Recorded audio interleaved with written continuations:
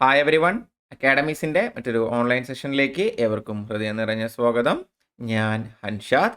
ഇന്നത്തെ ക്ലാസ്സിൽ നമ്മൾ ഡിസ്കസ് ചെയ്യാനായിട്ട് പോകുന്നത് അവസാനമായി നടന്ന RRB NTPC പരീക്ഷയുടെ ടയർ 1ലും ടയർ 2ലുമായിട്ട് ചോദിച്ചിട്ടുള്ള ഇന്ത്യൻ ഹിസ്റ്ററിയിലെ മെഡീവൽ ഇന്ത്യ അഥവാ മധ്യകാല ഇന്ത്യ എന്ന് പറയുന്ന ടോപ്പിക്കിൽ നിന്നും ചോദിച്ചിട്ടുള്ള പ്രീവിയസ് ഇയർ ക്വസ്റ്റ്യൻസും അതുമായി ബന്ധപ്പെട്ട ഇമ്പോർട്ടൻ്റ് ആയിട്ടുള്ള ഫാക്റ്റുകളുമാണ് എന്ത് ചെയ്യാൻ പോകുന്നത് ഇന്നത്തെ ക്ലാസ്സിൽ നമ്മൾ ഡിസ്കസ് ചെയ്യാനായിട്ട് പോകുന്നത്. അപ്പോൾ ഈ മെഡീവൽ ഇന്ത്യ മധ്യകാല ഇന്ത്യ എന്ന് പറയുമ്പോൾ അതിനകത്ത് പ്രധാനമായും പഠിക്കാനുള്ള ടോപ്പിക്കുകൾ എന്ന് പറയുന്നത് രണ്ടാണ്. ഒന്ന് ഡൽഹി സുൽത്താനേറ്റിനെ പറ്റിയാണ് അല്ലേ, അടിമ, ഖിൽജി, തുഗ്ലക്ക്, സെയ്ദ്, ലോധി പോലത്തെ ഡൽഹി സുൽത്താനേറ്റിലെ ഡൈനാസ്റ്റീസിനെ പറ്റിയും ഒപ്പം തന്നെ മുഗളന്മാരെ പറ്റി അല്ലേ, നിങ്ങൾക്ക് വളരെ ഫെമിലിയർ ആയിട്ടുള്ള ബാബർ, ഹുമയൂൺ, അക്ബർ, ജഹാംഗീർ, ഷാജഹാൻ, ഔറംഗസേബ് പോലത്തെ ചക്രവർത്തിമാരെ പറ്റിയുമാണ് എന്ത് ചെയ്യാനുള്ളത് പ്രധാനമായും മെഡീവൽ ഇന്ത്യ എന്ന് പറയുന്ന ഹിസ്റ്ററിയുടെ ഭാഗത്തു നിന്ന് നമുക്ക് പഠിക്കാനുള്ളത്. പിന്നെ അതല്ലാതെ പറയാനാണെങ്കിൽ നമുക്ക് എന്തുകൂടെ പഠിക്കാനുണ്ട്? വിജയനഗര സാമ്രാജ്യം അല്ലേ, ഹംപിയുടെ കഥ, കൃഷ്ണദേവരായരുടെ കഥയൊക്കെ നമുക്ക് പഠിക്കാനുണ്ട്. അതുപോലെ തന്നെ ബാഹ്മനി കിങ്ഡം, കർണാടകയിലെ പല ഭാഗങ്ങളിലുണ്ടായിരുന്ന ബാഹ്മനി കിങ്ഡത്തെ പറ്റിയും എന്ത് ചെയ്യേണ്ടതുണ്ട്, നമുക്ക് പഠിക്കേണ്ടതുണ്ട്. പ്രധാനമായും ഈ 3 ടോപ്പിക്കുകളാണ് എന്തെന്ന് പറയുന്നത് മെഡീവൽ ഇന്ത്യയുടെ ഭാഗമായിട്ട് എന്ത് ചെയ്യേണ്ടത് നമ്മൾ ഡിസ്കസ് ചെയ്യേണ്ടത്. സോ ഈ 3 ഭാഗങ്ങളിൽ നിന്നും അതല്ലാത്ത മിസലിനിയസ് ആയിട്ടുള്ള കുറച്ച് കാര്യങ്ങളിൽ നിന്നും ചോദിച്ചിട്ടുള്ള RRB NTPC ചോദിച്ചിട്ടുള്ള ചോദ്യങ്ങളാണ് എന്ത് ചെയ്യാൻ പോകുന്നത് നമ്മളിന്ന് ഡിസ്കസ് ചെയ്യാനായിട്ട് പോകുന്നത്. അപ്പോൾ ആദ്യം തന്നെ പറഞ്ഞോട്ടെ, ഈ ക്വസ്റ്റ്യൻസ് ഡിസ്കസ് ചെയ്യുന്നതിലൂടെ നിങ്ങൾക്കൊരു പ്രോപ്പർ റിവിഷൻ തരിക എന്നുള്ളതും, ഇനിയിപ്പോൾ ഒന്നും അറിയാത്ത ആളുകളുണ്ടെങ്കിൽ അവരെ സംബന്ധിച്ചിടത്തോളം എന്തൊക്കെയാണ് ചോദിക്കുന്നത്, എങ്ങനെയാണ് ചോദിക്കുക എന്നുള്ളൊരു ഐഡിയ ക്രിയേറ്റ് ചെയ്യുക എന്നുള്ളതും രണ്ടും നമ്മുടെ ഈ ക്ലാസ്സിൻ്റെ ടാർഗറ്റാണ്. അപ്പോൾ രണ്ടും മനസ്സിൽ വെച്ചിട്ടാണ് എന്ത് ചെയ്യുന്നത് നമ്മൾ ഈ ക്ലാസ് എടുക്കുന്നത്. അതുകൊണ്ട് തന്നെ ഒന്നും അറിയാത്ത ഒരാൾക്കും എന്നാൽ നന്നായിട്ട് പഠിച്ച് പ്രിപ്പയർ ചെയ്ത് റിവിഷന് വേണ്ടി വന്ന ഒരാൾക്കും ഒരുപോലെ ഉപകാരപ്രദമായിരിക്കും ഏതെന്ന് പറയുന്നത് ഈ ക്ലാസ് എന്ന് പറയുന്നത്. ആ രീതിയിൽ തന്നെ ഓരോ ചോദ്യങ്ങളും എന്ത് ചെയ്യും ഇവിടെ നിന്ന് അങ്ങോട്ട് ഞാൻ എക്സ്പ്ലെയിൻ ചെയ്ത് തരിക തന്നെ ചെയ്യും. അപ്പോൾ ഇനിയും ഇൻട്രൊഡക്ഷൻ പറഞ്ഞ് വലിച്ചു നീട്ടുന്നില്ല, നമുക്ക് എങ്ങോട്ട് പോവാം, നമുക്ക് നമ്മുടെ ചോദ്യങ്ങളിലേക്ക് പോവാം. ഇതാണ് നമ്മുടെ ആദ്യത്തെ ചോദ്യം. Which traveller from Uzbekistan visited India in the 11th century? 11ാം നൂറ്റാണ്ടിൻ്റെ തുടക്കത്തിൽ അല്ലെങ്കിൽ 11ാം നൂറ്റാണ്ടിൽ ഉസ്ബെക്കിസ്ഥാനിൽ നിന്നും ഇന്ത്യ വിസിറ്റ് ചെയ്ത സഞ്ചാരി ആരാണെന്നാണ് ചോദിച്ചിരിക്കുന്നത്. നമുക്കറിയാം, ഈ ചരിത്രം പഠിക്കുന്ന സമയത്ത്, ഇന്ത്യൻ ഹിസ്റ്ററി പഠിക്കുന്ന സമയത്ത് ഓരോ രാജാക്കന്മാരുടെയും ഓരോ ചക്രവർത്തിമാരുടെയും ഓരോ സുൽത്താൻമാരുടെയൊക്കെ കാലഘട്ടത്തിൽ വന്നിട്ടുള്ള സഞ്ചാരികൾ എന്ന് പറയുന്നത് എന്താണ്, വളരെ ഇമ്പോർട്ടൻ്റ് ആണ്. അതിൽ ആരാണ് ഉസ്ബെക്കിസ്ഥാനിൽ നിന്നും 11ാം നൂറ്റാണ്ടിലേക്ക് ഇന്ത്യയിലേക്ക് വന്ന സഞ്ചാരി എന്നാണ് എന്ത് ചെയ്തിരിക്കുന്നത് നമ്മളോട് ചോദിച്ചിരിക്കുന്നത്. ആദ്യം പറഞ്ഞിരിക്കുന്ന പേര് ഇബ്നു ബത്തൂത്തയുടെയാണ്. ഇബ്നു ബത്തൂത്തയെ പറ്റി ഒന്നും അറിയില്ലെങ്കിൽ നിങ്ങൾക്ക് അറിയേണ്ടുന്ന ഒരു കാര്യമുണ്ട്. ഇബ്നു ബത്തൂത്ത ഉസ്ബെക്കിസ്ഥാനിൽ നിന്നുള്ള ആളല്ല, ഇബ്നു ബത്തൂത്ത മൊറോക്കോയിൽ നിന്നുള്ള ആളാണ്. മൊറോക്കോയിൽ നിന്ന് വന്ന സഞ്ചാരിയായിരുന്നു ആരെന്ന് പറയുന്നത് ഇബ്നു ബത്തൂത്ത എന്ന് പറയുന്നത്. പോരാതെ തന്നെ 11ാം നൂറ്റാണ്ടിലും അല്ല എന്ത് ചെയ്യുന്നത് മൂപ്പര് വരുന്നത്. കഥ എന്ത് ചെയ്യുന്നുണ്ട് വഴിയെ ഞാൻ പറയുന്നുണ്ട്, അവിടെ ഡീറ്റെയിൽ ആയിട്ട് ഞാൻ പറഞ്ഞുതരാം. അപ്പോൾ പിന്നെ ആരാണ് ഈ 11ാം നൂറ്റാണ്ടിൽ ഉസ്ബെക്കിസ്ഥാനിൽ നിന്ന സഞ്ചാരി? അതാരാന്ന് ചോദിച്ചാൽ അതിന് ഉത്തരമാണ് ഏതെന്ന് പറയുന്നത് അൽ ബറൂനി എന്ന് പറയുന്നത്. ഈ അൽ ബറൂനി എന്ന് പറയുന്ന വ്യക്തി നമ്മുടെ നാട്ടിലേക്ക് വരുന്ന മുഹമ്മദ് ഗസ്നിയുടെ കൂടെയാണ്. മുഹമ്മദ് ഗസ്നിയുടെ കൂടെ ഇന്ത്യയിലേക്ക് വന്ന സഞ്ചാരിയാണ് ആരെന്ന് പറയുന്നത് മുഹമ്മദ് ഗസ്നി എന്ന് പറയുന്നത്. മുഹമ്മദ് ഗസ്നിയുടെ കൂടെ ഇന്ത്യയിലേക്ക് വന്ന സഞ്ചാരിയാണ് ആരെന്ന് പറയുന്നത് അൽ ബറൂനി എന്ന് പറയുന്നത്. ഇദ്ദേഹത്തിന്റെ വളരെ പ്രശസ്തമായ ഒരു പുസ്തകമുണ്ട്. ഇദ്ദേഹത്തിന്റെ വളരെ പ്രശസ്തമായ ഒരു പുസ്തകമാണ് കിതാബുൽ ഹിന്ദ് എന്ന് പറയുന്നത്. പലപ്പോഴും ചോദിച്ചിട്ടുള്ള ചോദ്യമാണ്, ആരാണ് കിതാബുൽ ഹിന്ദിന്റെ ഓഥർ എന്ന് പറയുന്നത് എന്ന് എന്ത് ചെയ്യാറുണ്ട്, പലപ്പോഴും ചോദിക്കാറുണ്ട്. മാത്രമല്ല ഇതേ അൽ ബറൂനി തന്നെയാണ് എന്തായിട്ട് അറിയപ്പെടുന്നത്, ഫാദർ ഓഫ് ഇന്തോളജി എന്നറിയപ്പെടുന്നത്. അതെന്താണപ്പാ ഈ ഇന്തോളജി എന്ന് ചോദിച്ചു കഴിഞ്ഞാൽ ഇന്ത്യയെ പറ്റിയിട്ടുള്ള പഠനവും കാര്യങ്ങളും എല്ലാം അന്ന് കാലത്ത് തുടങ്ങുകയാണല്ലോ. അതിന് തുടക്കം കുറിച്ച വ്യക്തി കൂടിയാണ് ആരെന്ന് പറയുന്നത് അൽ ബറൂനി എന്ന് പറയുന്നത്. അതുകൊണ്ട് തന്നെ ഫാദർ ഓഫ് ഇന്തോളജി എന്നറിയപ്പെടുന്നതും ആര് തന്നെയാണ്, ഈ പറയുന്ന അൽ ബറൂനി തന്നെയാണ്. എന്ത് ചെയ്യുക, ഓർത്ത് വെക്കുക. എപ്പോഴും ചോദിക്കാറുള്ള ഒരു പേരാണ് ഇതെന്ന് പറയുന്നത് അൽ ബറൂനി എന്ന് പറയുന്നത്. ഇത്രയും കാര്യങ്ങൾ ഓർത്താൽ മതി. വന്നത് മുഹമ്മദ് ഗസ്നിയുടെ കൂടെയാണ്, ഉസ്ബെക്കിസ്ഥാനിൽ നിന്നുള്ള ആളാണ്. അതങ്ങനെ കണ്ടിട്ടില്ല കേട്ടോ, ഞാൻ ആദ്യമായിട്ട് അങ്ങനെ ഉസ്ബെക്കിസ്ഥാൻ സഞ്ചാരി ആരാന്ന് പറഞ്ഞൊരു ചോദ്യം ചോദിച്ച് കണ്ടേക്കുന്നത്. അതുപോലെ പറഞ്ഞത് കിതാബുൽ ഹിന്ദ് എന്ന് പറയുന്ന പുസ്തകത്തിന്റെ ഓഥറാണ്, ഇന്തോളജിയുടെ പിതാവുമാണ് ആരെന്ന് പറയുന്നത് അൽ ബറൂനി. എന്ത് ചെയ്യുക, ഓർത്തു വെക്കുക. ഓപ്ഷനിൽ 2 സഞ്ചാരികളുടെ ബാക്കിയുണ്ട്. മുഹമ്മദ് വാലി ബൽക്കി, സയ്യിദ് അലി റൈസ് ആണ്. ഇതുവരെ കണ്ടിട്ടില്ല, എന്നാലും ഓർത്തിരുന്നോളൂ. ഓപ്ഷനിൽ കണ്ടാൽ നമ്മൾ അതിനൊന്ന് ബഹുമാനിക്കണം എന്നാണല്ലോ. മുഹമ്മദ് വാലി ബൽക്കി എന്ന് പറയുന്ന അഫ്ഗാനിസ്ഥാനിൽ നിന്നുള്ള സഞ്ചാരിയും സയ്യിദ് അലി റൈസ് എന്ന് പറയുന്ന തുർക്കിയിൽ നിന്നുള്ള സഞ്ചാരിയുമാണ്. ഓർത്ത് വയ്ക്കുക. ഞാൻ കണ്ടിട്ടില്ല മക്കളെ, അതുകൊണ്ട് ഞാൻ ഇതിൻ്റെ ഡീറ്റെയിൽസിലോട്ട് പോകുന്നില്ല. ജസ്റ്റ് ഒന്ന് ഇത് മാത്രം നോട്ട് ചെയ്ത് വെച്ചാൽ മതി. മുഹമ്മദ് വാലി ബൽക്കി അഫ്ഗാനിസ്ഥാനിൽ നിന്നും, സയ്യിദ് അലി റൈസ് തുർക്കിയിൽ നിന്നുള്ള ആളാണെന്ന് എന്ത് ചെയ്യുക, ഓർത്ത് വെക്കുക. അപ്പം എന്താ നമ്മൾ പഠിച്ചത്, 11ാം നൂറ്റാണ്ടിൽ ഇന്ത്യയിലേക്ക് വന്ന സഞ്ചാരിയുടെ പേരാണ് അൽ ബറൂനി എന്ന് പറയുന്നത്. അദ്ദേഹം വന്നത് ഉസ്ബെക്കിസ്ഥാനിൽ നിന്നാണ്. മുഹമ്മദ് ഗസ്നിയുടെ കൂടെയാണ് അദ്ദേഹം വരുന്നത്. അദ്ദേഹത്തിന്റെ പുസ്തകത്തിന്റെ പേരാണ് കിതാബുൽ ഹിന്ദ് എന്ന് പറയുന്നത്. ഇന്തോളജിയുടെ പിതാവ് എന്നറിയപ്പെടുന്നമാര് തന്നെയാണ് അൽബറൂനി തന്നെയാണ്. ഇന്തോളജി എന്ന് വെച്ച് കഴിഞ്ഞാൽ ഇന്ത്യയെ പറ്റിയിട്ടുള്ള പഠനം, ഇന്ത്യയുടെ സംസ്കാരം, അതിനെ പറ്റിയൊക്കെയുള്ള പഠനത്തെയാണ് നമ്മൾ എന്തെന്ന് പറയുന്നത്, ഇന്തോളജി എന്ന് പറയുന്നത് എന്നും കൂടെ എന്ത് ചെയ്യുക, ഓർത്ത് വെക്കുക. അപ്പോൾ ഒരു ചോദ്യം, കുറച്ച് പോയിന്റും കിട്ടിയില്ലേ? അടുത്തിലോട്ട് പോട്ടെ. ഇന്നാ പിടിച്ചോ അടുത്ത ചോദ്യം. During which period did the Sultanate rule Ghiyasuddin Balban take over and rule the throne of Delhi? Delhi സിംഹാസനത്തിൽ ഏത് കാലഘട്ടം മുതൽ ഏത് കാലഘട്ടം വരെയാണ് ഗിയാസുദ്ദീൻ ബാൽബൻ എന്ന് പറയുന്ന ആൾ ഭരിച്ചതെന്നാണ് ചോദിച്ചിരിക്കുന്നത്. ഞാൻ അതിലോട്ട് പോകുന്നതിന് മുമ്പ് ഈ ഡൽഹി സുൽത്താനേറ്റിന്റെ ഓർഡർ ഞാൻ നിങ്ങൾക്ക് ജസ്റ്റ് ഒന്ന് പരിചയപ്പെടുത്തി തരാം. അറിയുന്നവരായിരിക്കും ഭൂരിഭാഗം ആളുകളും, എന്നിരിക്കലും ഞാനൊന്ന് പറയുന്നു എന്നുള്ളതേ ഉള്ളൂ. ഡൽഹി സുൽത്താനേറ്റിൽ ആദ്യം വരുന്ന ഡൈനാസ്റ്റിയാണ് സ്ലേവ് ഡൈനാസ്റ്റി അല്ലെങ്കിൽ അടിമ വംശം എന്ന് പറയുന്നത്. ആദ്യം വരുന്ന ഡൈനാസ്റ്റി സ്ലേവ് ഡൈനാസ്റ്റി അല്ലെങ്കിൽ അടിമ വംശമാണ്. രണ്ടാമത് വരുന്ന ഡൈനാസ്റ്റിയാണ് കിൽജി ഡൈനാസ്റ്റി എന്ന് പറയുന്നത്. കിൽജി ഡൈനാസ്റ്റി എന്ന് പറയുന്നത്. മൂന്നാമത് വരുന്നതാണ് തുഗ്ലക് ഡൈനാസ്റ്റി എന്ന് പറയുന്നത്. നാലാമത് വരുന്നതാണ് സയ്യിദ് ഡൈനാസ്റ്റി എന്ന് പറയുന്നത്. അഞ്ചാമത് വരുന്നതാണ് ലോധി ഡൈനാസ്റ്റി എന്ന് പറയുന്നത്. ഇവരുടെ വർഷം ഒന്നും അറിയില്ലെങ്കിൽ പോലും ഈ ഓർഡർ നിങ്ങളുടെ കയ്യിലുണ്ടെങ്കിൽ തന്നെ നിങ്ങൾക്ക് കുറേ കാര്യങ്ങൾ എന്ത് ചെയ്യാൻ പറ്റും, ആൻസർ ചെയ്യാനായിട്ട് പറ്റും. വഴി ഞാനത് കാണിച്ചു തരാം. അപ്പോൾ ആദ്യം വരുന്നത് അടിമ. ഞാനത് ഓർക്കാനായിട്ടൊരു കോഡ് പറയാറുണ്ട്. അടിമയിലെ എടുക്കുക, കിൽജിയിലെ കീ എടുക്കുക, തുഗ്ലക്കിലെ തൂ എടുക്കുക, സയ്യിദിലെ സാ എടുക്കുക, ലോധിയിലെ ലോ എടുക്കുക. അതൊന്ന് ചേർത്ത് വായിച്ചേ. ഏതോ സിനിമയിൽ ലാലേട്ടൻ പറയുന്ന പോലെ ആ കീത്തു സാലോ എന്ന് നമുക്ക് എന്ത് ചെയ്യാൻ പറ്റും, ചേർത്ത് വായിക്കാൻ പറ്റും. ഞാൻ ഉണ്ടാക്കിയ കോഡൊന്നുമല്ല, എവിടെന്നോ കേട്ട് കിട്ടിയിട്ടുള്ളതാണ്.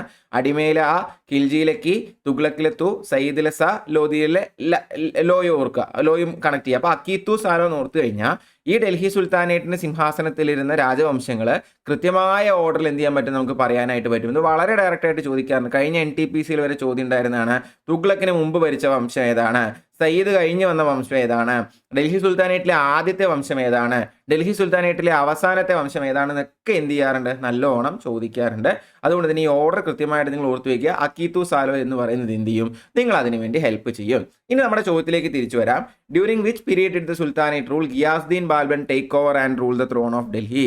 അതിന് ആദ്യം അറിയേണ്ട കാര്യം എന്ന് പറയുന്നത് ഈ ഗിയാസുദ്ദീൻ ബാൽബൻ ഏത് ഡൈനാസ്റ്റിയിൽ ഭരിച്ച ആളാണെന്നുള്ളതാണ്. ഗിയാസുദ്ദീൻ ബാൽബൻ എന്ന് പറയുന്ന വ്യക്തി സ്ലേവ് ഡൈനാസ്റ്റിയിൽ ഒരു ഭരണാധികാരിയാണ്. അടിമ വംശത്തിലെ ഭരണാധികാരിയാണ് ആരെന്ന് പറയുന്നത്, ഗിയാസുദ്ദീൻ ബാൽബൻ എന്ന് പറയുന്നത്. ഇദ്ദേഹത്തിന്റെ ഭരണകാലം എന്ന് പറയുന്നത് 1266 മുതൽ 1287 വരെയാണ്. സ്ലേവ് ഡൈനാസ്റ്റി ഭരിക്കുന്ന വർഷം എന്ന് പറയുന്നത് 1206 മുതൽ 1290 വരെയാണ് ആര് ഭരിക്കുന്നത്, സ്ലേവ് ഡൈനാസ്റ്റി ഭരിക്കുന്നത്. അതിലൊരു കാലഘട്ടം ഭരിച്ച വ്യക്തിയാണ് ആരെന്ന് പറയുന്നത്, നമ്മുടെ ഗിയാസുദ്ദീൻ ബാൽബൻ എന്ന് പറയുന്നത്. സോ അതിൽ ഗിയാസുദ്ദീൻ ബാൽബൻ ഭരിക്കുന്നത് ഏത് മുതൽ ഏത് വരെയാണ്, 1266 മുതൽ 1287 വരെയാണെന്ന് കറക്റ്റായിട്ട് എന്ത് ചെയ്യുക, ഓർത്തു വയ്ക്കുക. ഈ ഗിയാസുദ്ദീൻ ബാൽബൻ നമ്മളെ സംബന്ധിച്ചിടത്തോളം വളരെ ഇമ്പോർട്ടൻ്റ് ആണ്. നല്ലോണം എന്ത് ചെയ്യാറുണ്ട്, ഗിയാസുദ്ദീൻ ബാൽബനെ പറ്റി ചോദ്യങ്ങൾ വരാറുണ്ട്. അതുകൊണ്ട് തന്നെ ഞാൻ കുറച്ച് പോയിന്റ്സ് അദ്ദേഹത്തെ പറ്റി പറഞ്ഞുതരാം, നോട്ട് ചെയ്ത് വെക്കുക.